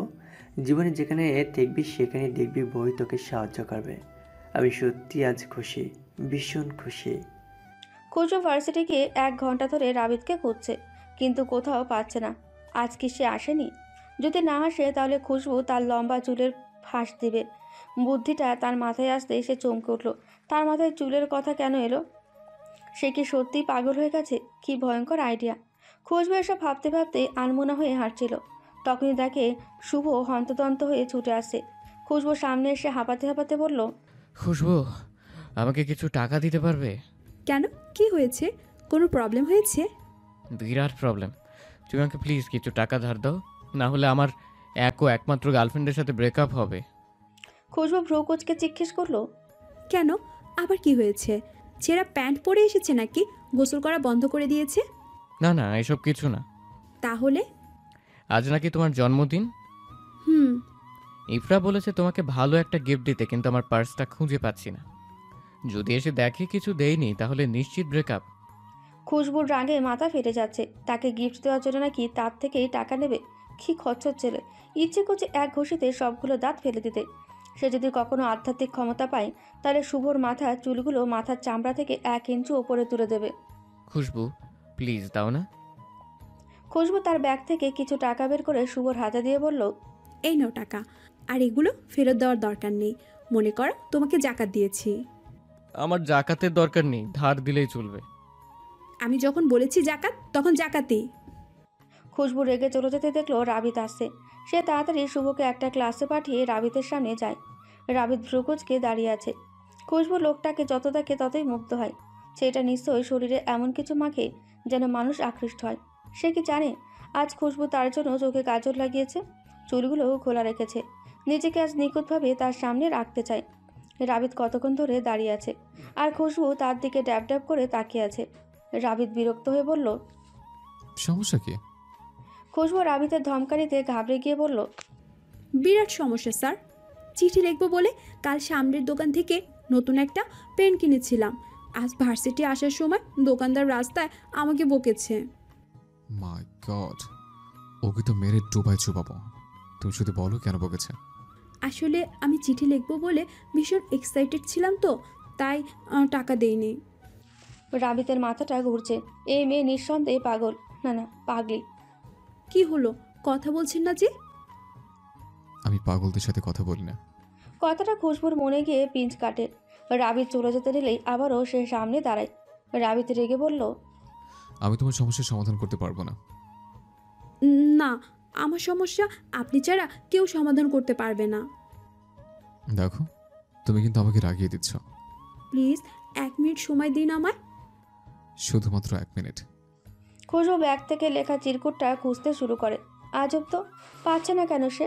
সে শুনেছে তাড়াতাড়ি করা শয়তানের কাজ, তাই হয়তো শয়তান ভর করেছে ব্যাগে। ধীরে ধীরে করতে হবে কাজটা তাকে, তাহলে আরও 1 মিনিট সময় চেয়ে নেবে। যদি পড়ে চলে যায়। খুশবু সময় যাওয়ার আগে চিরকুটটা সে পেয়ে গেছে। রাবিতের হাতে ধরিয়ে দিয়ে বলল, আর কত সেকেন্ড সময় আছে আমার হাতে? 1 সেকেন্ডও না। ও আচ্ছা, আপনি কি চিরকুটটা পড়বেন স্যার? As your wish. পড়তে হবে না স্যার, পড়লে আমি নিশ্চিত আমার সব শেষ। মানে? কিছু না, পড়বেন না প্লিজ এটা। রাবিত মাথা নাড়িয়ে সম্মতি জানায়। চিরকুটটা পকেটে রেখে চলে যায় সে। রাবি চলে গেলেই খুশবু বড় করে একটা শ্বাস নেয়। খুব খুশি লাগছে তার যে রাবি চিরকুটটা পড়বে না। পড়লে যদি নেগেটিভ রিয়াক্ট করতো তাহলে সে কি করতো? এই তো বেশ আছে। যদি রাবিত তাকে বকাচকা করতো তাহলে সে বিশাল লম্বা চুল দিয়ে ফাঁস দিত। কত আগেই মরে যেতে হতো তাকে। রাবি চলে যেতে শুভ হাসতে হাসতে ক্লাসরুম থেকে বের হয়ে আসলো। খুশবু, তুই কি পাগল? চিরকুট দিলে আবার নাও করে দিলে যেন না পড়ে। তুমি এত ভীতু কেন খুশবু? কাউকে চিরকুট দেওয়া তো খারাপ না। শুভর হাসি হাসি মুখটা নিমেষে বদলে গেল। খুশবু যখন তখন এসব কথা কেন বলে? তাকে খালি খালি লজ্জা দেয়। শুভ মনে মনে বলল, খুশবু, তোমার চিরকুট যেন রাবিত পড়ে আর তোমাকে ডিসুম ডিসুম করে আমার সামনে থাপ্পড় দেয়। শুভ বারবার খুশবুর জন্য দোয়া করতে করতে চলে যায় সামনে থেকে। খুশবুর টাকায় খুশবুকে গিফট দিতে গিয়ে ধরা পড়ে যায় শুভ। বেচারা তো জানতো না তার নিজের গার্লফ্রেন্ড ইফরা তার পার্সটা চুরি করেছে। শাস্তিস্বরূপ শহরের সবচেয়ে দামি রেস্টুরেন্টে খাওয়াতে হচ্ছে তাদেরকে। কর্নারের টেবিলটায় বসে আছে খুশবু, সাথে শুভ আর ইফরা। খুশবু একজন পঞ্চাশোর্ধ লোককে দেখছে যে কিনা বারবার আর চোখে তার দিকে তাকাচ্ছে। খুশবুর কাছে ব্যাপারটা ভীষণ অবাক লাগছে। খুশবু একজন পঞ্চাশোর্ধ লোককে দেখছে যে কিনা বারবার আর চোখে তার দিকে তাকাচ্ছে। খুশবুর কাছে ব্যাপারটা ভীষণ অবাক লাগছে। লোকটার শ্বাসসজ্জা দেখে মনে হচ্ছে হয়তো অফিসের কাজের জন্য এসেছে, কারণ সাথে আরও দুজন, আর তাদের দেখেই বোঝা যাচ্ছে তারা ভিনদেশি। প্রায় আধ ঘন্টা পর ভিনদেশি লোক দুজন চলে গেলেও দেশি লোকটা রয়ে গেছে। খুশবু ব্যাগ থেকে সযত্নে পেন্সিল কম্পাসটা বের করে উঠে যায়। খুশবু চুপচাপ গিয়ে লোকটার সামনের চেয়ারটায় বসে যায়। লোকটা থতমত খেয়ে খুশবুর দিকে তাকিয়ে থাকে। খুশবু মুচকি এসে বলল, হ্যালো টাকলু স্যার। লোকটা ছোট ছোট চোখ দুটো রসগোল্লা বানিয়ে খুশবুর দিকে তাকায় আর গম্ভীর মুখে বলল, অসভ্য মেয়ে, বড়দের কিভাবে সম্মান করতে হয় জানো না? একদম, সেই জন্যই তো আপনার থেকে শিখতে আসলাম। শেখাবেন স্যার? লোকটা ভ্রুকুচকে বলেন, শিখতে এসেছো মানেটা কি? এটা তোমার প্লে নার্সারির স্কুল না যে এসব শেখাবো। তাহলে আমার দিকে তাকিয়ে থাকুন। তাকিয়ে থাকবো মানে? মানে হলো এভাবে চুরি করে তাকিয়ে না থেকে সরাসরি দেখুন।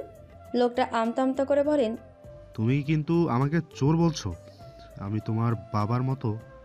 একদমই না, আমার বাবাকে দেখতে মোটো আপনার মতো না। আমি তো সেভাবে বলিনি। তাহলে কিভাবে বলছেন? আমি ইচ্ছে করে তোমার দিকে তাকাইনি, আমার মনে হয়েছিল আমি তোমায় চিনি। বুড়ো বয়সে এসে হাঁটুর বয়সী মেয়ের সাথে ফ্লার্ট করছেন? এক ঠ্যাং তো কবরে চলে গেছে, সময় থাকতে ভালো হয়ে যান। দেখো মেয়ে, তুমি আমায় ভুল বুঝছো। কথাটা বলে উনি নিজের ফোন থেকে একটা ছবি বের করে খুশবুকে দেখান। ছবি দেখে খুশবু হতভম্ব হয়ে তাকিয়ে রইল। এ যে তারই প্রতিচ্ছবি, কিন্তু কি করে সম্ভব? ছবির খুশবুকে দেখে মনে হয় সে সুচিত্রা সেন কালের নায়িকা। লোকটা খুশবুকে হতভম্ব হতে দেখে বেশ খুশি হলো। উনি উত্তেজনা হয়ে বলেন, দেখলে তো, বলেছিলাম না আমি তোমাকে চিনি। এক মিনিট দাঁড়ান। উনি উত্তেজিত হয়ে বলেন। লোকটা খুশবুর কথার সাথে সাথেই দাঁড়িয়ে যান। খুশবু বিরক্ত হয়ে বলেন, আরে বসুন আপনি, আমি তো অপেক্ষা করতে বলেছি। অপেক্ষা করব কেন? কারণ আমি একটু চিন্তা করব, তাই। ও ঠিক আছে, বুঝতে পেরেছি সব, এখন ক্লিয়ার হয়ে গেছে ব্যাপারটা। কি বুঝেছো? আমি কেন বুঝতে পারলাম না? জেঠু বলেছেন আমি নাকি হুবহু আমার মায়ের মতো হয়েছি। হতে পারে আপনি আমার মায়ের সাথে পরিচিত ছিলেন। দাঁড়াও দাঁড়াও, এক মিনিট। দাঁড়াবো নাকি অপেক্ষা করব? অপেক্ষা করো। করছি। তোমার মায়ের নাম কি অরু? না, অরুণিমা। আমি ভালোবেসে অরু বলতাম আর কি। আমার মাকে ভালোবাসতেন আপনি? না, তেমন কিছু না, আমার প্রিয় বান্ধবী ছিল শুধু। খুশবু তার হাতের কম্পাসটা ওনার সামনে দেখিয়ে চোখ দুটো বড় বড় করে বলল, সত্যি করে বলুন, না হলে এই ক্যাম্পাস দিয়ে আপনার শরীর আমি ঝাঁঝরা করে দেব। লোকটা ঘাবড়ে গিয়ে উত্তর দেন, বাসতামই তো, কিন্তু সেই তো তার পছন্দের লোককে বিয়ে করে চলে গেল। আমার পছন্দের কোনো দামই দিল না, বেয়াদব মেয়ে। আর আপনি কি একটা মেয়েকে পটিয়ে বিয়ে করতে পারেননি? ছি! দেখো, তুমি কিন্তু আমায় অপমান করছো। বেশ করেছি, আপনি আমার মাকে বেয়াদব বলেছেন, তার বেলায় কি? তুমি কিন্তু আমার সাথে তর্কও করছো। করেছি তো। তুমি জানো আমি কে? ও মা, আপনি জানেন না আপনি কে? আমাকে জিজ্ঞাসা করছেন কেন? আমি চাইলে তোমায় মানহানির কেস দিয়ে পুলিশে হ্যান্ডওভার করতে পারি। সরোয়ার চৌধুরী যা খুশি তাই করতে পারে, বুঝতে পেরেছো? খুশবু কথাটা শুনে কিছু সময়ের জন্য মূর্তি হয়ে গেছে। লোকটা সরোয়ার চৌধুরী, কি ভয়ঙ্কর কথা। খুশবু মিনমিন করে বলল, আপনি রাবিদ চৌধুরীর বাবা তাই না? বলো, রাবিদ সরোয়ার চৌধুরীর ছেলে। বাবার নামে ছেলের পরিচয়, বোকামে। কথাটা বলে সরোয়ার চৌধুরী চলে যান। আর খুশবু স্ট্যাচু হয়ে বসে আছে। সে রাবিতের বাবার সাথে ঝগড়া করেছে। উনি যদি গিয়ে রাবিতকে বলে দেন সব কথা, তখন কি রাবিত তাকে আস্ত রাখবে নাকি দুমড়ে মুচড়ে ফেলবে? সেদিন খুশবু আর ভার্সিটিতে যায়নি। পরদিন অনেকটা সাহস নিয়ে সে ভার্সিটিতে পা দেয়। কিন্তু সে কি জানতো তার জন্য কত বড় একটা দুঃসংবাদ অপেক্ষা করছে? পা দিতেই শুভ তাকে জানায় রাবিতের নাকি একটা মেয়ের সাথে অ্যাফেয়ার চলছে, আর মেয়েটা তার আর রাবিতের ক্লোজ ছবি ভার্সিটিতে দেখিয়ে চলেছে। অন্য সবার কাছে কেমন লেগেছে তা খুশবুর জানা নেই, তবে তার কাছে মনে হয়েছে কথাটা তীরের মতো তার হৃদয়ে বেঁধে আছে। সে দুলতে রাবিতের কাছে যায়। যাওয়ার সময় মনে হচ্ছিল রাস্তা শেষ হচ্ছে না। ক্যাম্পাসের অন্য পাশে যেতে এত সময় কেন লাগছে খুশবুর? তার পা দুটো কি অবশ হয়ে যাচ্ছে? কিন্তু রাবিতকে দেখে মনেই হয় না তাকে নিয়ে ভার্সিটিতে এত কিছু চলছে। খুশবুর মনে আশার আলো জ্বলছে। রাবিত এমন কিছু করতেই পারে না। সে রাবিতের চোখের দিকে তাকিয়ে করুণ সুরে জিজ্ঞেস করলো, মেয়েটা কি সত্যি বলছে? রাবিত মুখটা কালো করে উত্তর দেয়। খুশবুর মনে হলো তার কলিজাটা কেউ ছিঁড়ে ফেলছে। চোখ দুটো ঝাপসা হয়ে আসছে, কানের কাছে ভো ভো শব্দ হচ্ছে। খুশবু যেমন দুলতে দুলতে এসেছিল তেমনি দুলতে দুলতে চলে যায়। শুভ পথ আটকে বলল, আমি জানি খুশবু, তুমি ওকে ভালোবাসো, কিন্তু প্লিজ তুমি কেঁদো না। তোমার ফেস দেখে মনে হচ্ছে তুমি এক্ষুনি ভ্যা ভ্যা করে কেঁদে ফেলবে। আমি তোমার মতো না শুভ, যে রিজেক্ট হয়ে গেলে ইঁদুরের বিষ খাবো।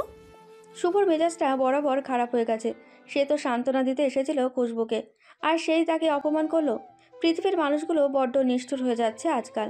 শুভ মনে মনে প্রতিজ্ঞা করে নিয়েছে সে আর কখনো কাউকে সান্ত্বনাও দিতে যাবে না। প্রায় 1 সপ্তাহ হতে চলল খুশবু ভার্সিটি যায় না। সে নিজেকে সামলাতে হিমশিম খাচ্ছে।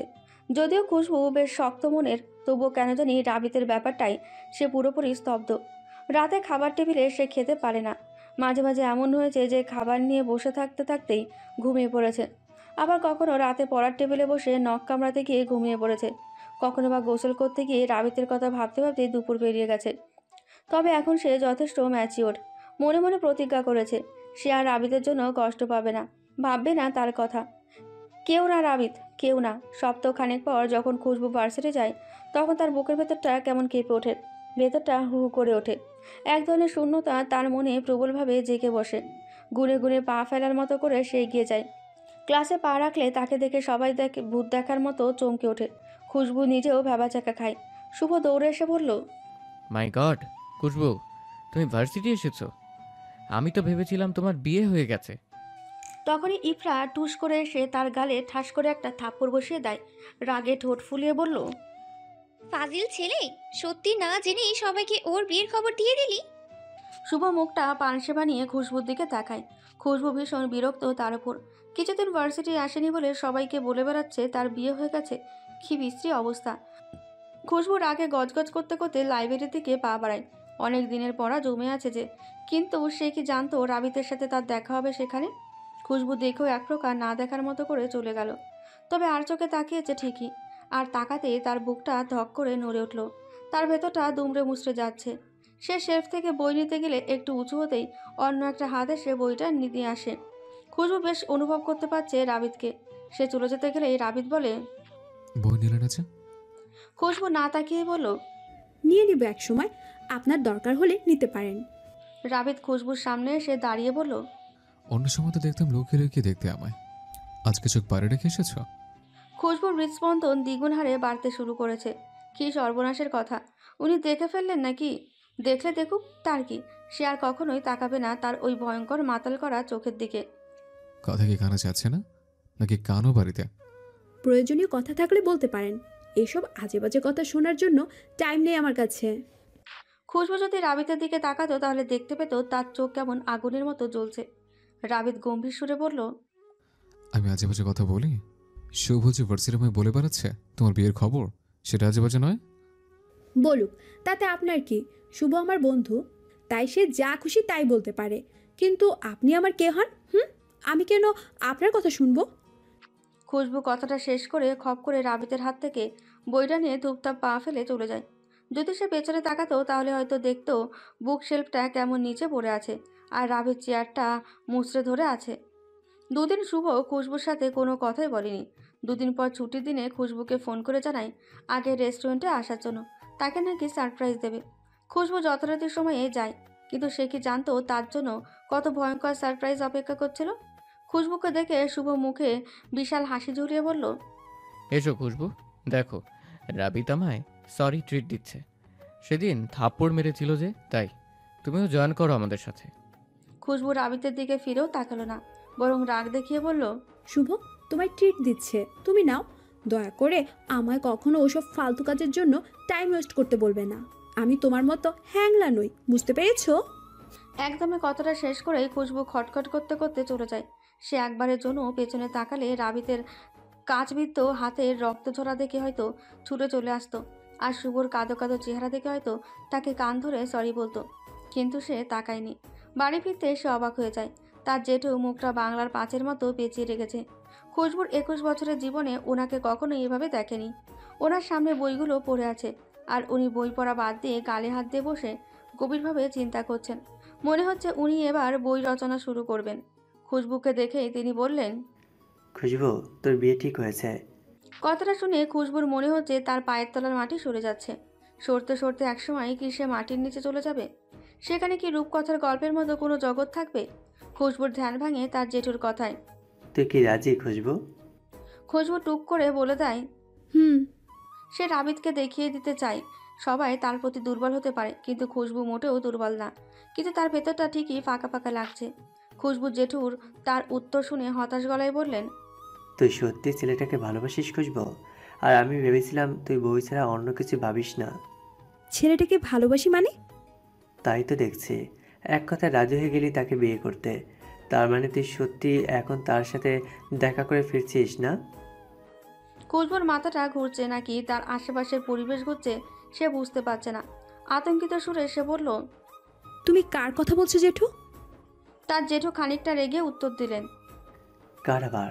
তোর প্রেমিক, ভার্সিটির ওই ডঙ্গি ছেলেটা, নামটা যেন কি? রাবিত না?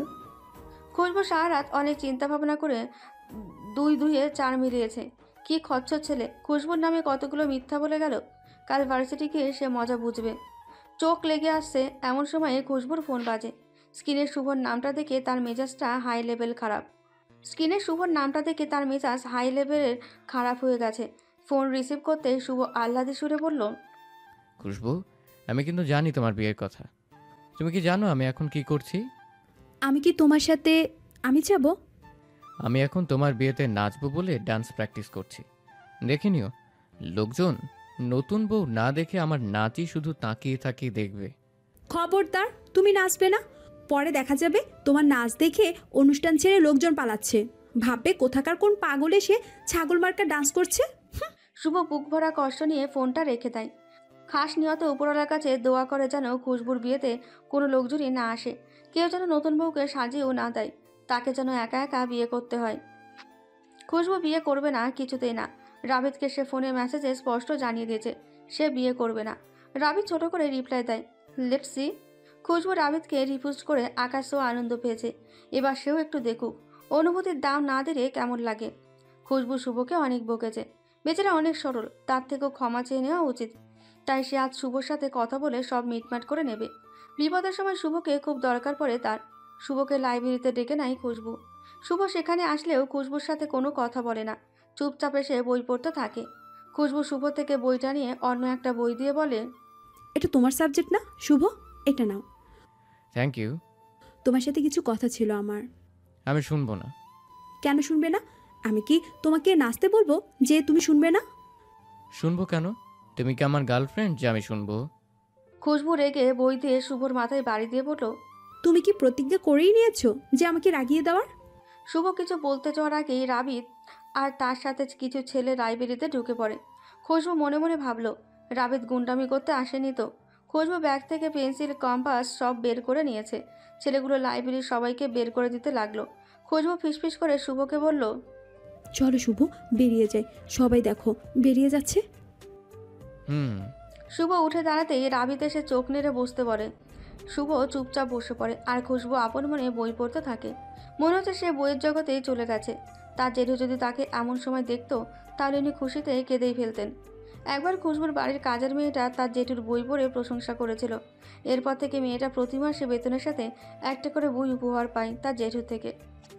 রাবিদ আধ ঘন্টা ধরে বসে আছে, কিন্তু খুশবু সেদিকে ভ্রুক্ষেপ না করে বই নিয়ে বসে আছে।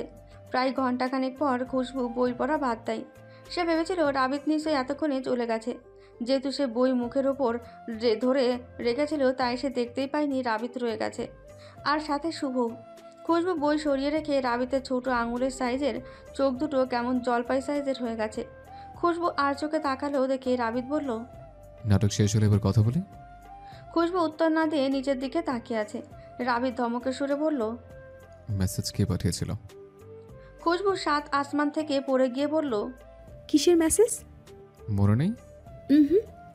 খুশবু খেয়ালই করেনি সে ব্যাগ থেকে পেন্সিল বের করার সময় তার ফোনটা টেবিলে রেখেছিল। রাবিদ ফোনটা হাতে নিয়ে মেসেজ অপশনে গিয়ে রাবিদকে দেওয়া মেসেজটা দেখায়। খুশবু মিনমিন করে বলল, ও এটা তো আমি দিয়েছিলাম। কেন? কারণ আমি আপনাকে বিয়ে করতে চাই না, তাই। না করার কারণ? খুশবু ছাড়া ছাড়া গলায় বলল, আপনি একটা গর্ধব, আর সবার আগে আপনি একটা ক্যারেক্টারলেস। মেয়েদের সাথে ফালতু ছবি তুলে বেড়ান। আমার ক্যারেক্টার সার্টিফিকেট তোমায় দিতে হবে না। খুশবু আতকে উঠে রাবিতের ধমকানিতে ভীত গলায় বলল, আপনি কিন্তু আমায় ধমকাচ্ছেন। আমি আপনার নামে নারী নির্যাতন কেস করব। নারী নির্যাতন? হুম। রাবিত দাঁড়িয়ে খুশবুর হাতে টান দিয়ে বলল, চলো স্টেশনে পৌঁছে দিই। আপনার সাথে যাব না, ছাড়ুন আমায়। শুভর ইচ্ছে করছে কষিয়ে রাবিতের গালে একটা চর বসাতে। সেদিন সে খুশবুর হাত ধরেছে বলে থাপ্পড় খেয়েছিল। আর যদি সে থাপ্পড় দিতে পারত খুব ভালো লাগতো তার। রাবিতে তো খুশবুর অনিচ্ছায় তার হাত ধরেছে। মনে মনে ভাবছে শুভ থাপ্পড়টা দেবে কি না, দিতে পারলে শোধবোধ হতো। কিন্তু মনের গভীর ইচ্ছেটাকে সে ধামাচাপা দেয়। সে থাপ্পড়ও দিতে পারেনি, আর খুশবু পুলিশ স্টেশনেও যেতে পারেনি। তবে খুশবু দারুণ একটা পরিকল্পনা রেডি করে রেখেছে। সে পালাবে, আর আজ রাতেই পালাবে। খুশবু বাড়ি গিয়ে দেখে তার জেঠু গভীর চিন্তায় মগ্ন। চিন্তার কারণ জেনে খুশবুর ইচ্ছে হচ্ছে অন্য কোনো গ্রহে চলে যেতে। সে তার জেঠুকে চিন্তা কারণ জিজ্ঞেস করলে তিনি বলেন, খুশবু, তুই তো জানিস আমি কাঁদতে পারি না, কিন্তু তুই আমার একমাত্র মেয়ে। যদি তোর বিয়েতে আমি না কাঁদি তাহলে কি হবে বলতো? সে কখন থেকে চেষ্টা করছি কাঁদার, কিন্তু কিছুতেই কাঁদতে পারছি না। খুশবু মনে মনে বলল, কাঁদতে না পারো, পারতে তো পারো, তাহলে বরং তাই করো। কিন্তু প্রকাশ করেনি তার মনের কথা। খুশবু রুমে গিয়ে ইচ্ছে করছে অন্য গ্রহে না গিয়ে যদি সে পাগলাগারদে চলে যেতে পারত তাহলে ভালো হতো। অন্তত বাড়ির পাগলগুলো থেকে দূরে থাকতে পারত। খুশবুদের বাড়ির কাজের মেয়েটাও হাউমাউ করে কেঁদে চলেছে, তারও একই কথা। খুশবুর বিয়ে হয়ে গেলে সেও খুব কাঁদবে। খুশবু তাকে ধমকে ঘর থেকে বের করলো, ব্যাগ গুছিয়ে নিয়েছে। এখন শুধু বাকি রইল টিকিট কাটা। রাতে ল্যাপটপ নিয়ে বসেছে টিকিট কাটতে, কিন্তু কোথায় যাবে তা নিয়ে কনফিউজ সে। একটা সুন্দর জায়গায় যেতে চায় সে, যেন ঘুরে বেড়ানো হয় আর পালানো। তাই শুভকে ফোন করে সুন্দর জায়গার সন্ধানে, কিন্তু শুভ বরাবরের মতোই তার মেজাজটা খারাপ করে দিয়েছে। শুভকে সুন্দর জায়গার কথা জিজ্ঞেস করতে সে বলল, বাবা খুশবু, তুমি তো দেখছি ভীষণ অ্যাডভান্স। বিয়ের কথা শুনতেই একেবারে হানিমুনের প্ল্যান করে ফেলেছো। খুশবুর মেজাজ তখন সপ্তম আকাশে।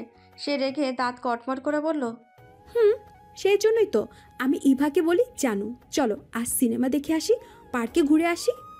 কথাটা বলে খট করে খুশবু ফোন কেটে দিয়ে পাবনার টিকিট কেটে নেয়। পাবনা গেলে সে দেখতে পারবে তার পরিচিত পাগলগুলো বেশি পাগল নাকি ওখানকার। আর শুভর বুক ফেটে কান্না আসছে। সে কখনোই বাজে উদ্দেশ্য নিয়ে এসব বলে না, এগুলো তার আবেগ।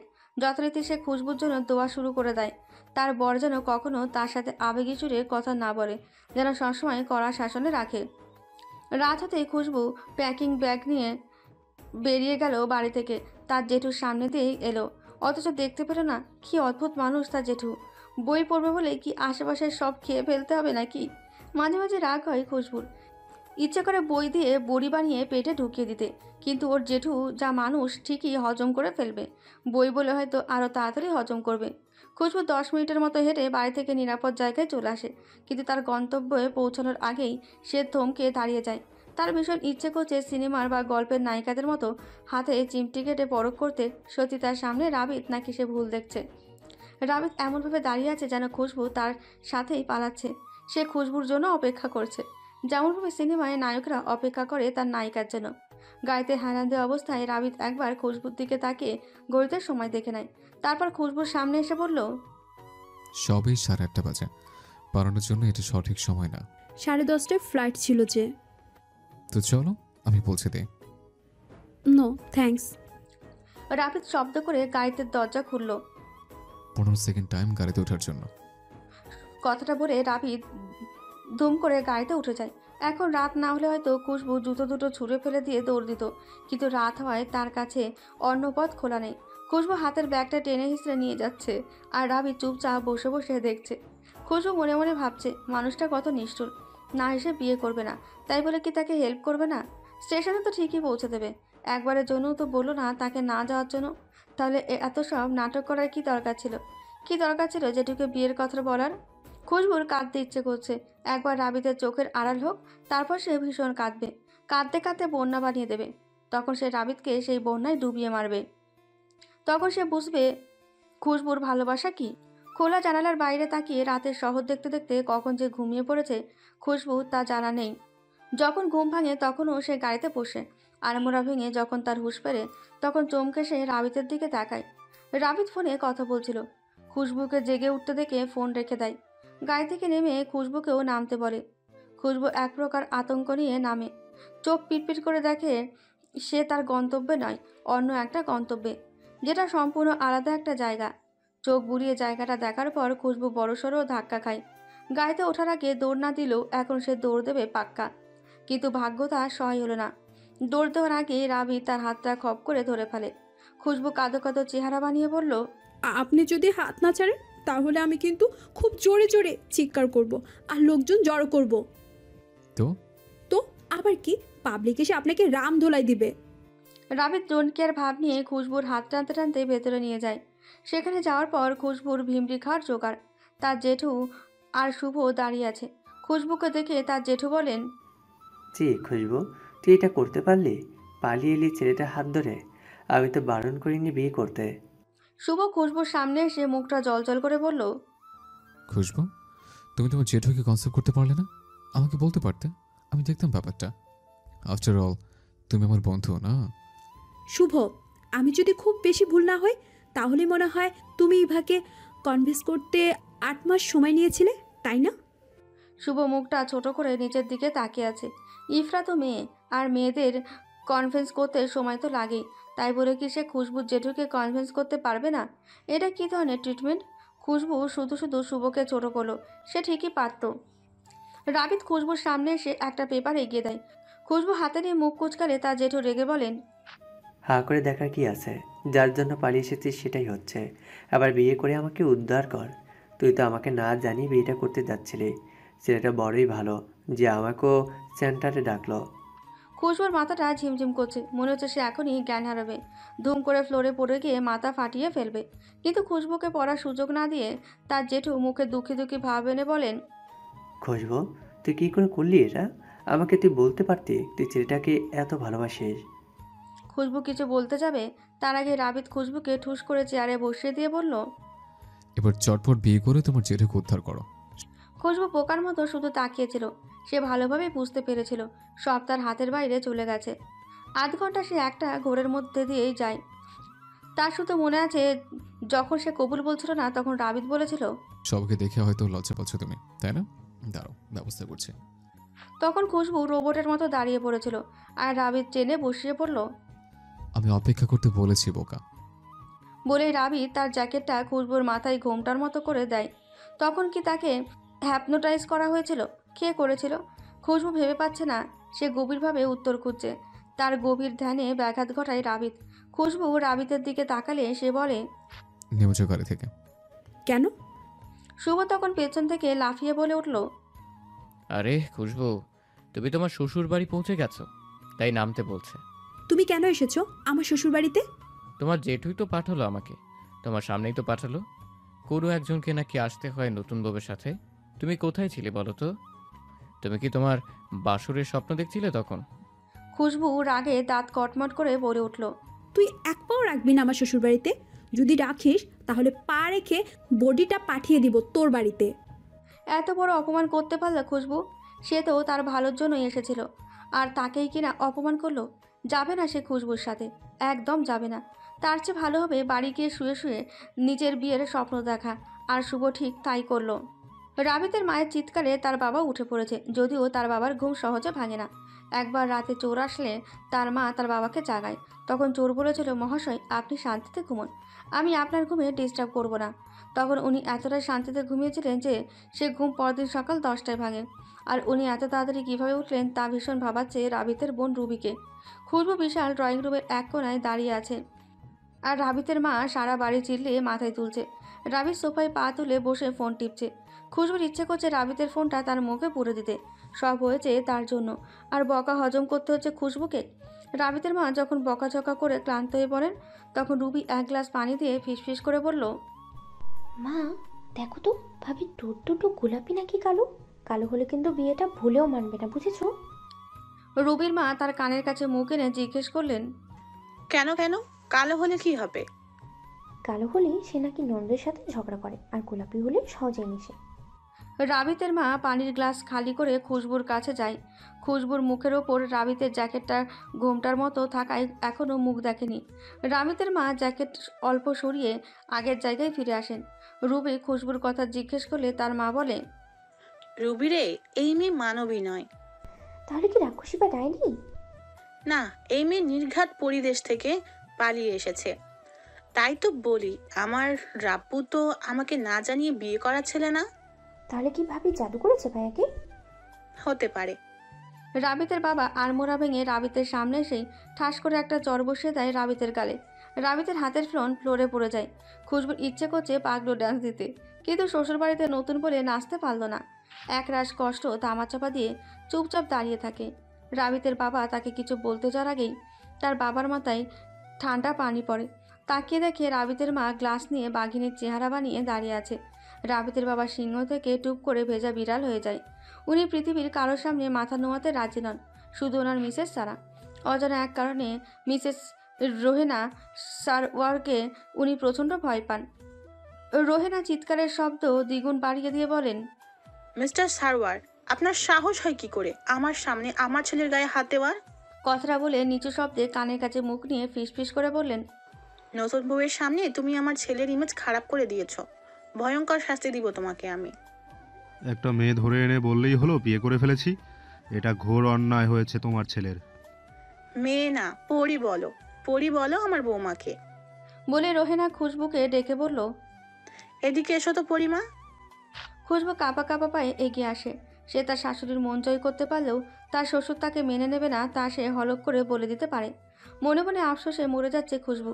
কেন যে সেদিন রেস্টুরেন্টে এমন করেছিল? গভীর চিন্তায় মগ্ন থাকায় খুশবু প্লাজোর সাথে প্যাচ খায় আর ধপ করে পড়ে যায়। রুবি দৌড়ে এসে তাকে টেনে তোলে।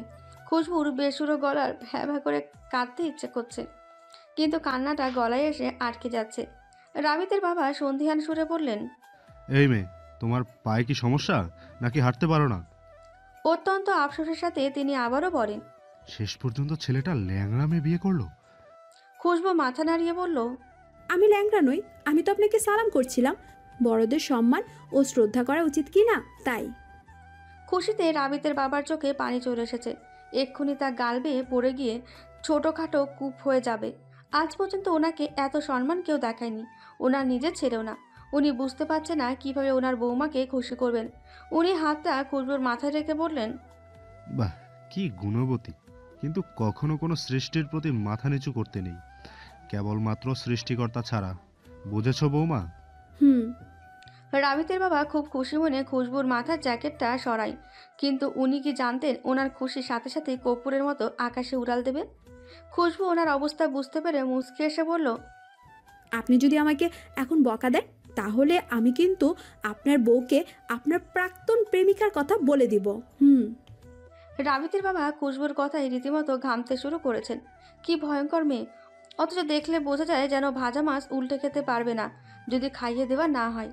খুশবুর কথা শুনে রুবি তার মাকে ফিসফিস করে বলে, ভাবি বাবার পুরনো প্রেমিকার কথা জানে?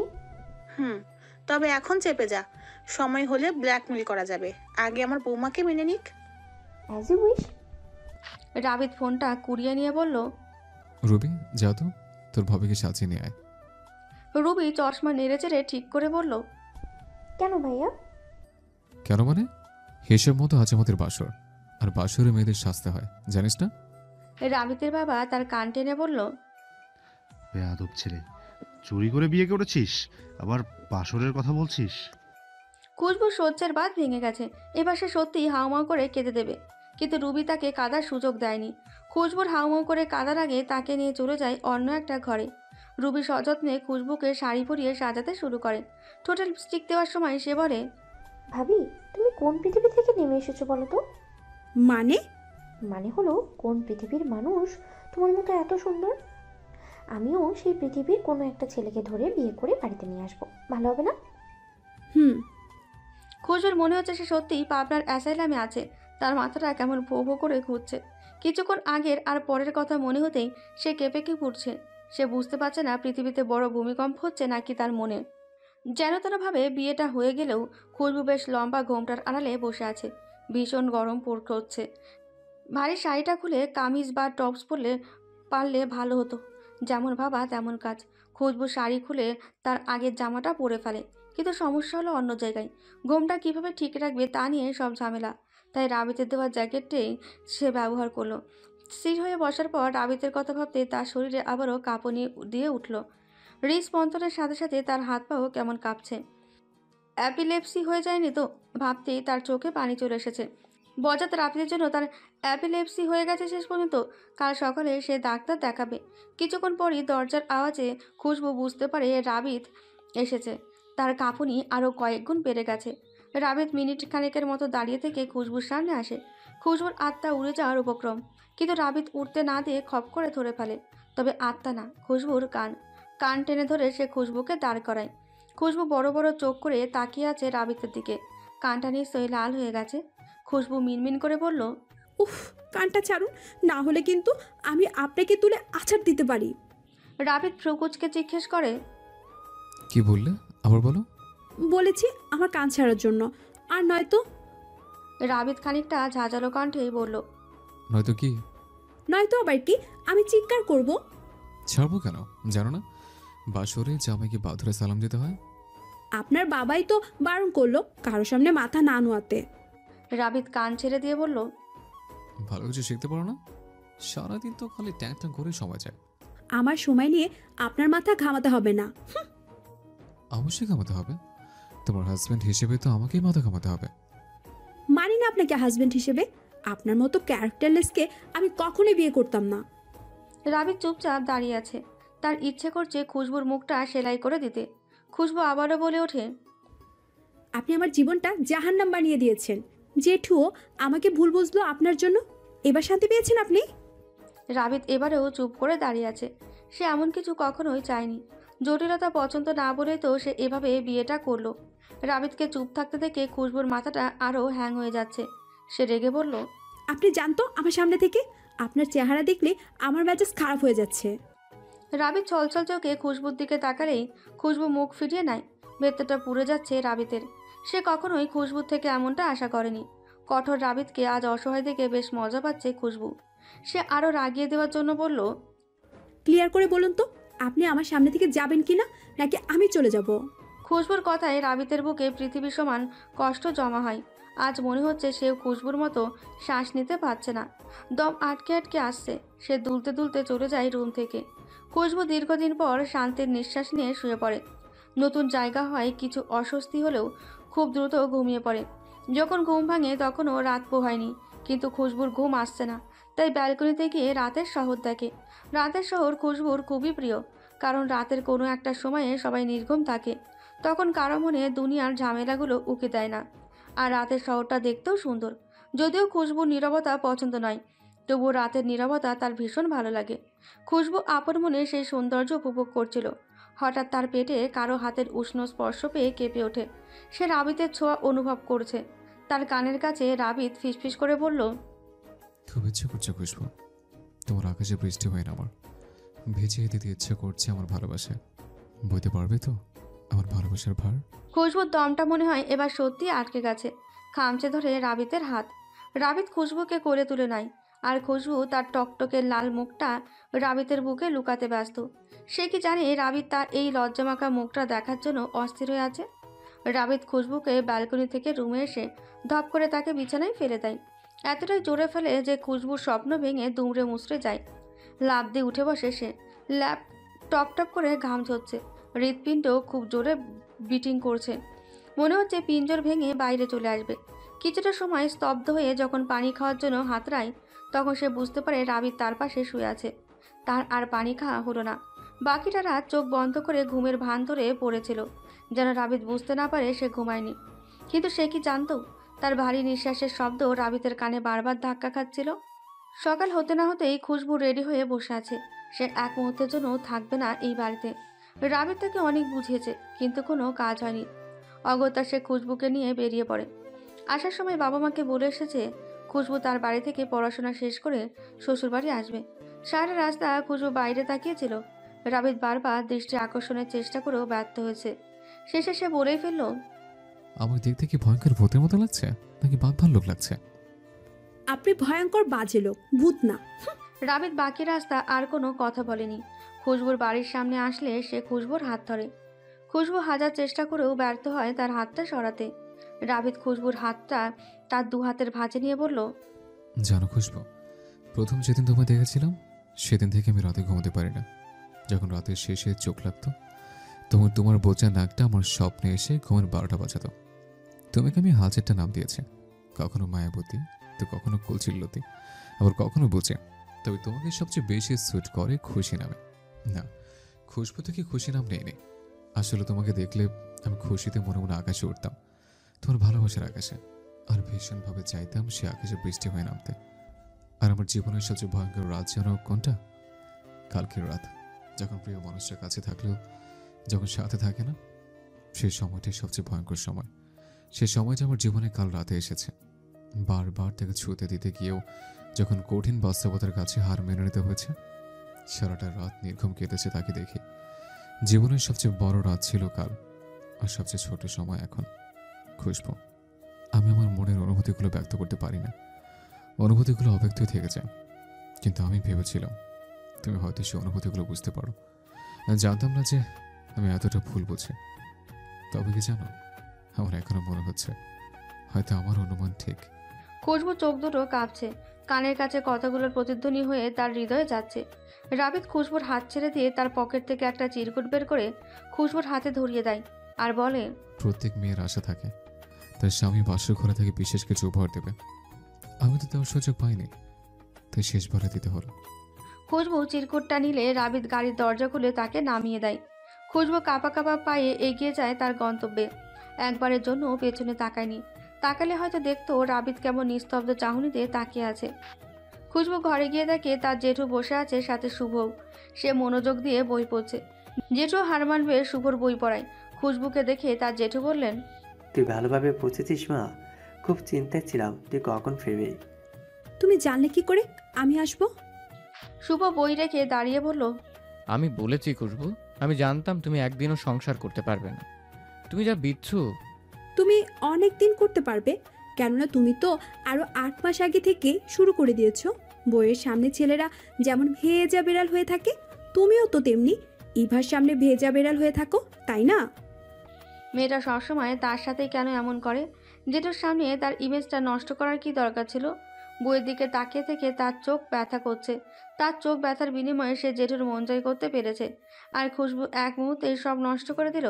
খুশবু জেঠু বিভ্রান্ত না হয়ে শুভর হয়ে কথা বলতে গেলেই খুশবু চেঁচিয়ে বলে ওঠে, খবরদার জেঠু, তুমি আমার সামনে একদম কথা বলবে না। সবার সামনে তুমি আমাকে ভুল বুঝলে, বিয়ে দিয়ে দিলে ছেলেটার সাথে। বোকামে, এগুলো তো জাস্ট ফর্মালিটি ছিল। তাছাড়া ছেলেটাকে আমার ভীষণ ভালো লেগেছে, তাই তো। শুভ জেঠুর কথা কেড়ে বলল, তাই তো জেঠু বিয়েটা মেনে নিয়েছেন, রাইট জেঠু? খুশবু শুভর কথায় রেগে বলল, আই ছেলে আই, তুমি এই বাড়িতে কি করছো? তোমাকে কি জেঠু দাওয়াত করেছে? না, আমি তো। লজ্জা করে না দাওয়াত ছাড়া মানুষের বাড়িতে বাড়িতে ঘুরে বেড়াতে? আমি তো তোমাকে বলতে এসেছিলাম আমার ডিফেন্সে জব হয়েছে, তাই একটা ছোট্ট পার্টির অ্যারেঞ্জ করেছি আগে সেই রেস্টুরেন্টে। ইচ্ছে হলে চলে এসো। ইচ্ছে হলে মানে কি? তুমি কি আমায় ইনভাইট করতে চাওনি? আমি কি তোমার টাকা বেশি খেয়ে ফেলতাম নাকি? তুমি তো খুব কিট্টুস। শুভ মনে মনে বলল, আমি মোটেও কুট্টুস নই খুশবু। যদি হতাম তাহলে তোমার বিয়ের ট্রিট চাইতাম, বরং ট্রিট দিতে আসতাম না। আপন মনে কথাগুলো ভেবে শুভ চলে যায় এখান থেকে। আর মনে মনে দোয়া করে যেন একদিন খুশবুকে কাঁদতে হয় শুভকে এই বাড়িতে আনার জন্য। খুশবু মানসিকভাবে প্রস্তুত হয়ে রাবিতে দেওয়া চিরকুটটা খুলল।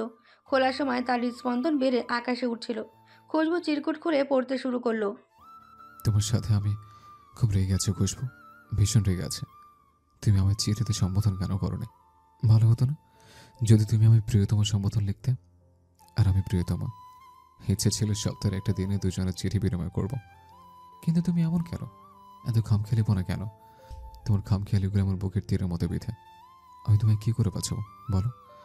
আমি নিজেই তো তোমাতে মরে আছি, আর আমি 1000 বার মরতে চাই, শুধু তোমাতে। খুশবু চিরকুট রেখে দিলেও তার মনের মধ্যে বারবার কথাগুলো ধাক্কাচ্ছে। রাবিতের কথা অনুযায়ী সে কলম নিয়ে বসে আছে চিঠি দিবসে চিঠি দেবে বলে। ভাবছে অনেক কিছুই, কিন্তু লিখতে পারছে না কিছুই। হাত কাঁপছে লিখতে গেলেই, কিন্তু তাকে যে লিখতেই হবে, তা না হলে কাল কি করে চমকে দেবে রাবিতকে। সে যে মনে মনে পরিকল্পনা করেছে একটা রূপকথার, যেখানে শুধু ভালোবাসাই পরিপূর্ণ থাকবে সৎ। আর কাল সে সত্যি সত্যি শুভর থেকে সরি চেয়ে নেবে। আরেকবার ভাবলো না, চাইবে না সরি, বন্ধুত্বে কিসের সরি। তবে কাল সে শুভকেও চমকে দেবে।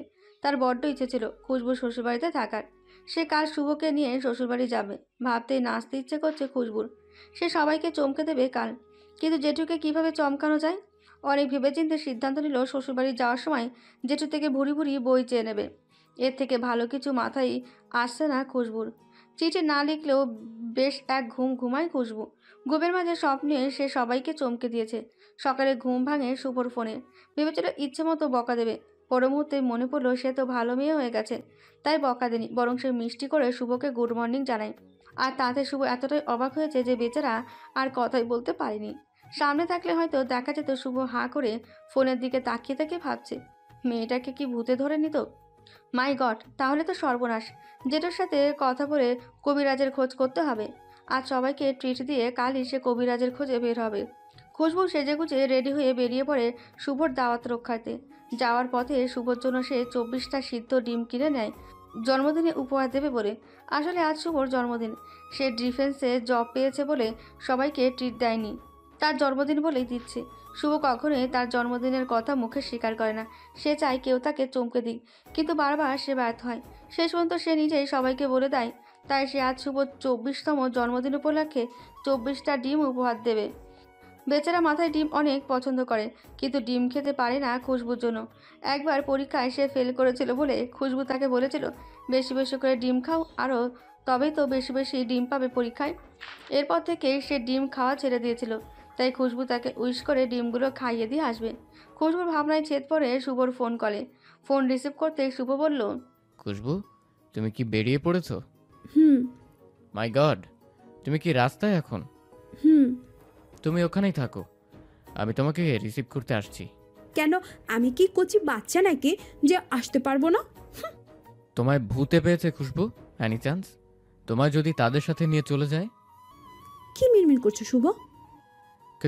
কিচ্ছু না তো, তুমি শুধু ওখানেই থাকো, একদম যাবে না কোথাও, বুঝতে পেরেছো? বলে শুভ ফোন কেটে তার বাইক নিয়ে বেরিয়ে পড়ে।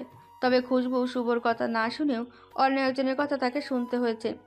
মাঝপথে একটা ছেলের সাথে খুশবুর দেখা হয়, আর ছেলেটাকে খুশবু চেনে। এটা সেই ছেলে যে খুশবুকে রাবিতের কথাই কিডন্যাপ করেছিল। সেটা খুশবুর সামনে এসে মাথা নিচু করে বলল, সরি ভাবি, তোমাকে মাঝ রাস্তায় দাঁড় করানোর জন্য।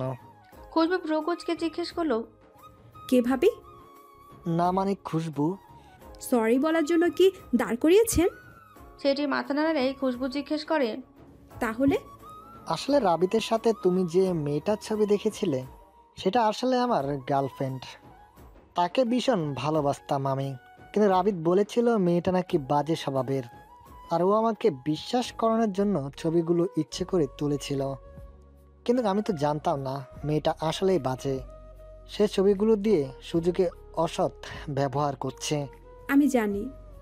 ছেলেটা চোখ দুটো রসগোল্লার বানিয়ে বলল, জানো মানে? এই ঘটনার কয়েকদিন পরে মেয়েটার সাথে আমার দেখা হয়েছিল। তখন মেয়েটা পাশের বিল্ডিং থেকে টিউশনি শেষ করে বাড়ি ফিরছিল। সেদিন তাকে ক্লোরোফর্মের সাহায্যে অজ্ঞান করে কিডন্যাপ করেছিলাম। অবশ্য আমি একা ছিলাম না, সাথে ইভাও ছিল। তখন তার কিছু কিউট ছবি তুলে ব্ল্যাকমেল করে সব সত্যি জানতে পেরেছিলাম। ছেলেটার ফেস এক্সপ্রেশন দেখেই বোঝা যাচ্ছিল সে অবাকের চূড়ান্ত পর্যায়ে। মুহূর্তের মধ্যেই মুখটা মলিন করে সে বলল, তাহলে তুমি শুধু শুধু তাকে কষ্ট দিলে। খুশবু মুখটা ছোট করে ফেলল। ছেলেটা এক রাশ হতাশা নিয়ে বলল, জানো, আজ রাবিত দেশ ছেড়ে বিদেশে চলে যাচ্ছে, শুধু তুমি ভুল বুঝেছো বলে। খুশবু সাত আসমান থেকে পড়ে গিয়ে জ্ঞান ফিরল। সে কত বড় ভুল করলো তা এখন বুঝতে পারছে। তবে খুশবুর উপস্থিত বুদ্ধি ভালো থাকায় সে তৎক্ষণাৎ চমৎকার একটা বুদ্ধি বের করে ফেলল। সে ছেলেটাকে বুঝিয়ে সুঝিয়ে রাবিতকে ফোন করিয়ে বলে, খুশবু রাস্তার মাঝখানে দাঁড়িয়ে আছে রাবিতের জন্য। যতক্ষণ না সে আসছে ততক্ষণ খুশবু এক পাও নড়বে না। সেটা ঘাবড়ে গেলেও খুশবুর কথা মতো রাবিদকে ফোন করে জানায়। রাবিদ গাড়ি চালাচ্ছে নাকি উড়োজাহাজ চালাচ্ছে তা সে জানে না। সে শুধু জানে তাকে খুশবুর কাছে যেতে হবে। অ্যাজ সুন অ্যাজ পসিবল তাকে যেতে হবে। হাজার বারণ করেও রাবিদের বন্ধু রাস্তা থেকে সরাতে পারেনি খুশবুকে। মেয়েটা বড্ড জেদি আর রাবিদ বড্ড রাগী। দুজন যে কিভাবে সংসার করবে তা ভেবেই পাচ্ছে না তার বন্ধু। অনেকটা সময় দাঁড়িয়ে থাকার পরেও রাবিদ এসে পৌঁছাতে পারেনি সেখানে। খুশবুর রাগ হচ্ছে ভীষণ। সে কতটা রিস্ক নিয়ে দাঁড়িয়ে আছে এখানে তা কি রাবিদ জানে? একটা সেলফি তুলে তাকে পাঠালে কেমন হয়? কিন্তু সে কি জানতো তার সেলফি তোলাতে সময় দ্রুত গামী গাড়িটা আসবে? আর খুশবু ঘটনার আকস্মিকতায় থ বনে গেছে। খুশবু রাস্তার পাশে হতভম্ব হয়ে দাঁড়িয়ে আছে। শুভর জন্য আনা ডিমগুলো তার নিথর দেহের পাশে গড়াগড়ি খাচ্ছে, কারণ সেই তো খুশবুকে ধাক্কা দিয়ে রাস্তার পাশে সরায়। আর সে নিজেই সরতে ভুলে গেল। পরিশিষ্ট অনেকটা সময় পেরিয়ে গেলেও ইফরা আর খুশবুর সাথে কথা বলে না। খুশবুও আগের মতো ছেলে মানুষই করে না, পাগলামি করে না।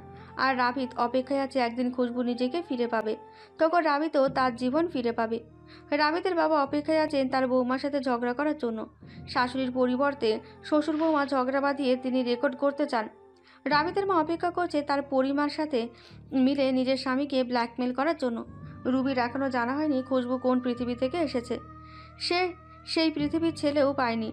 আর জেঠুও আগের মতো বই নিয়ে বসে থাকেন না। সামনে বই থাকলেও ওনার চোখ আর মন থাকে খুশবুর মনমরা দৃষ্টির ওপর। কবে মেয়েটা আগের মতো হাসবে? খামখেয়ালিপনায় সবাইকে বিভ্রান্ত করবে। কাজের মেয়েটাও মালিকের মন জয় করার জন্য ওনার বইয়ের প্রশংসা করে না। দুবেলা এসে রেঁধে বেড়ে চলে যায়। মাঝে মাঝে খুশবুকে ছাদে নিয়ে যায়।